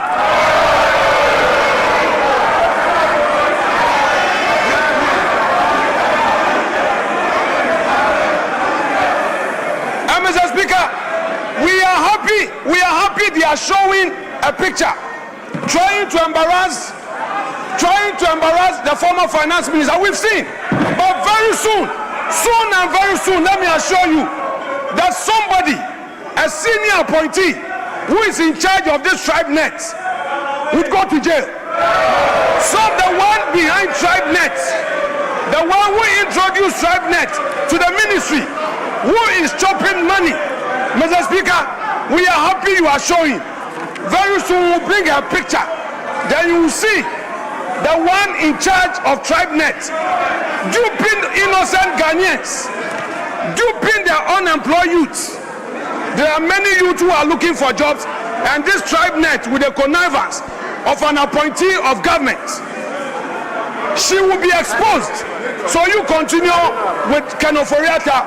Soon and very soon it will be your turn. Mr. Speaker, I will conclude by saying that this side of the house, we are ready today to debate on this SONA, and by Monday the true SONA will be revealed by the minority.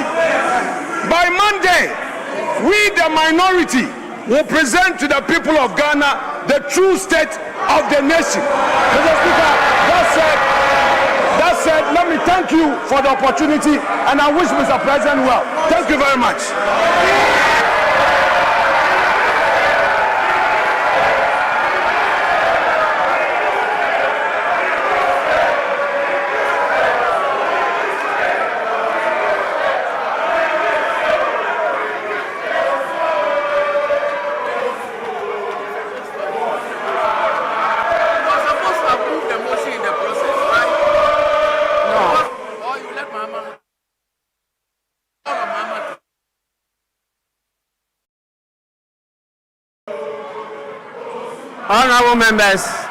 Honorable members, please. Honorable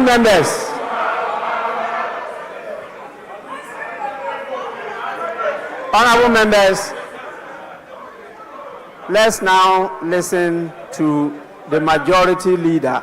5 minutes. 5 minutes.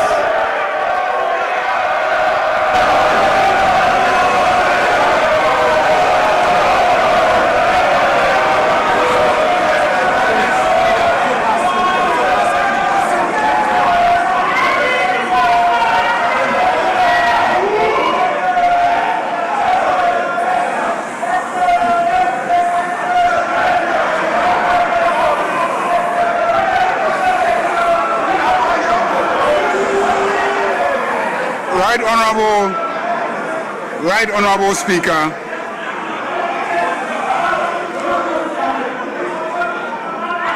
on behalf of my colleagues in this House, we want to thank His Excellency President John Dramani Mahama for his excellent leadership.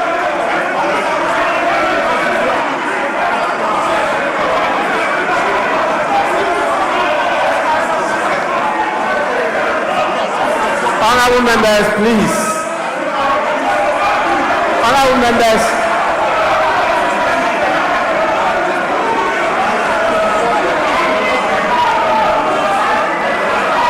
Honorable members, please.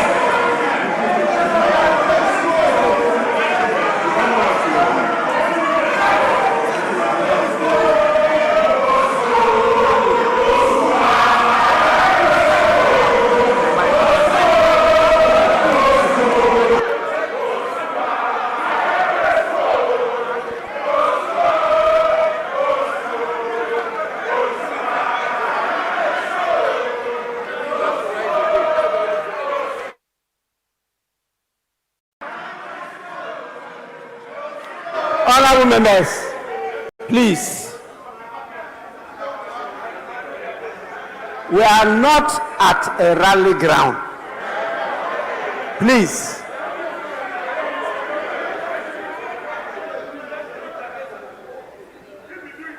You must know that this house has the power to terminate,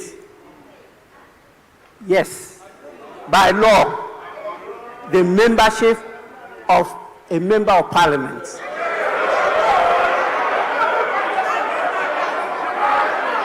Please.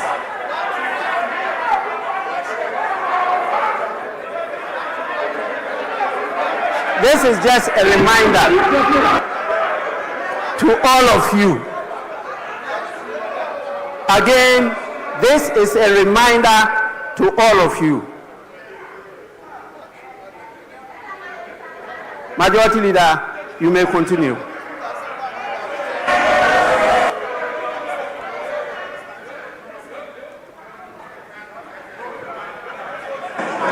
I want to thank His Excellency, the President John Dramani Mahama, for his leadership. Ghanaians are very grateful to you. Mr. Speaker, it is obvious that the Ghana you inherited and the Ghana you speak of today is like day and night.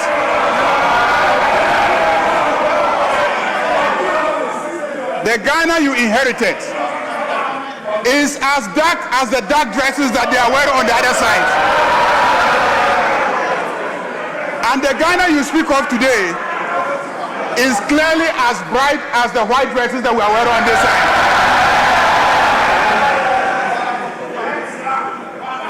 Mr. Speaker, clearly everything that you have said here is true. Mr. Speaker, Honorable Afenyo Makin will attest to that. He will attest to the fact that the big push is pushing through Winneba steadily.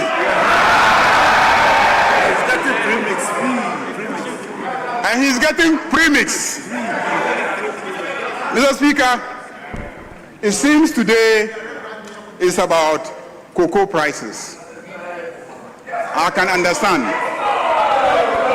Mr. Speaker, let me read Reuters today. Reuters has confirmed Ivory Coast will pay cocoa farmers 800 to 1,000 CFA francs per kilogram for the mid-crop starting March 1st. The main crop price was 2,800 CFA francs per kilogram. When converted to Ghana cedis, this is about 980 to 1,225 Ghana cedis per 64 kilogram bag.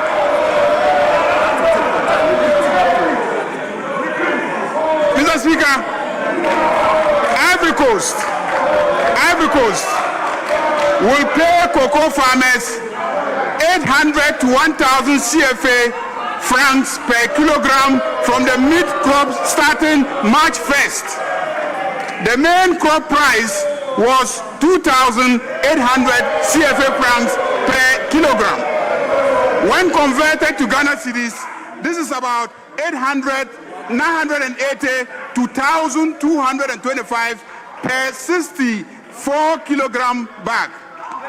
In Ghana, farmers are paid 2,587 per 64 kilogram bag, which is more than twice the price in Ivory Coast.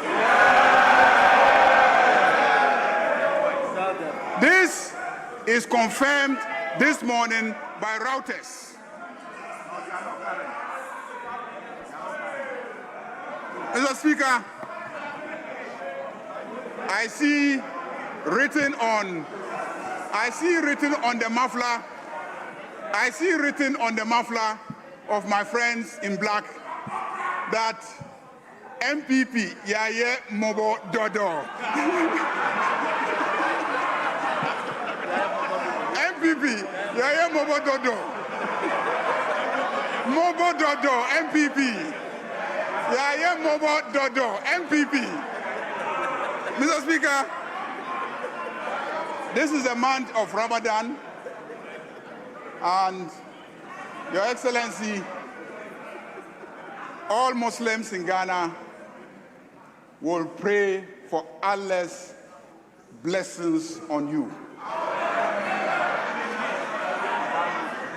For your sterling leadership that has been recognized by the entire West Africa. That is why they unanimously elected you unopposed to lead in Africa. Ghanaians are proud of you. This Ramadan, many of our people could afford sugar and rice because the prices have come down. Mr. Speaker, Honorable Majority Leader, let me conclude. Your 5 minutes is up. Let me conclude by seconding the motion. The motion moved by my friends, the Honorable Majority Leader, you will now move the motion for adjournment. Mr. Speaker, I move that this House adjourns until Tuesday in the forenoon. I so move. Honorable Minority Leader.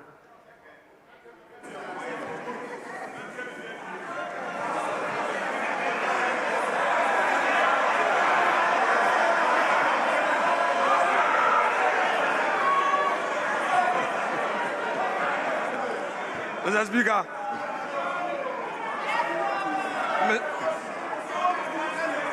Mr. Speaker, much as we are willing to work, the majority is unwilling to work. So, Mr. Speaker, I will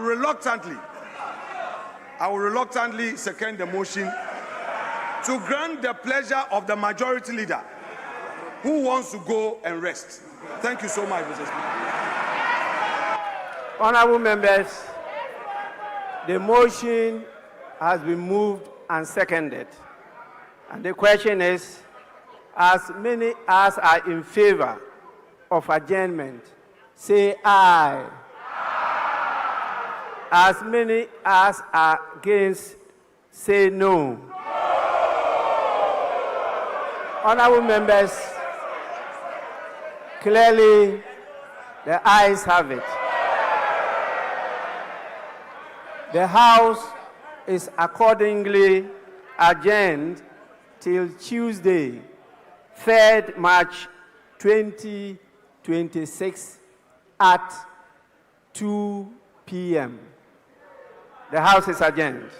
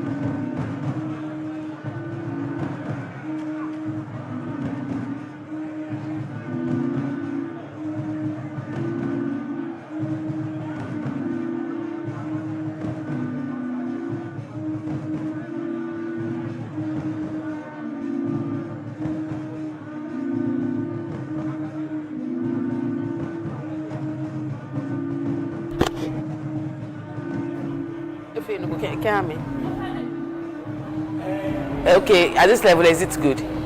Or you want me to increase it, or you want me to reduce it? Am I increasing the volume, or I'm reducing?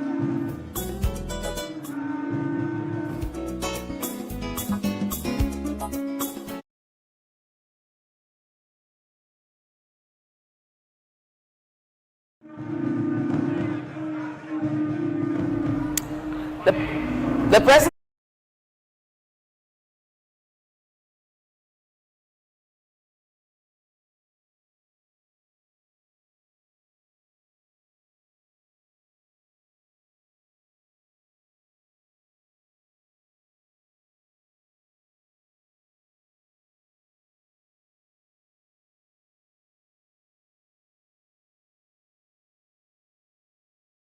From the institution.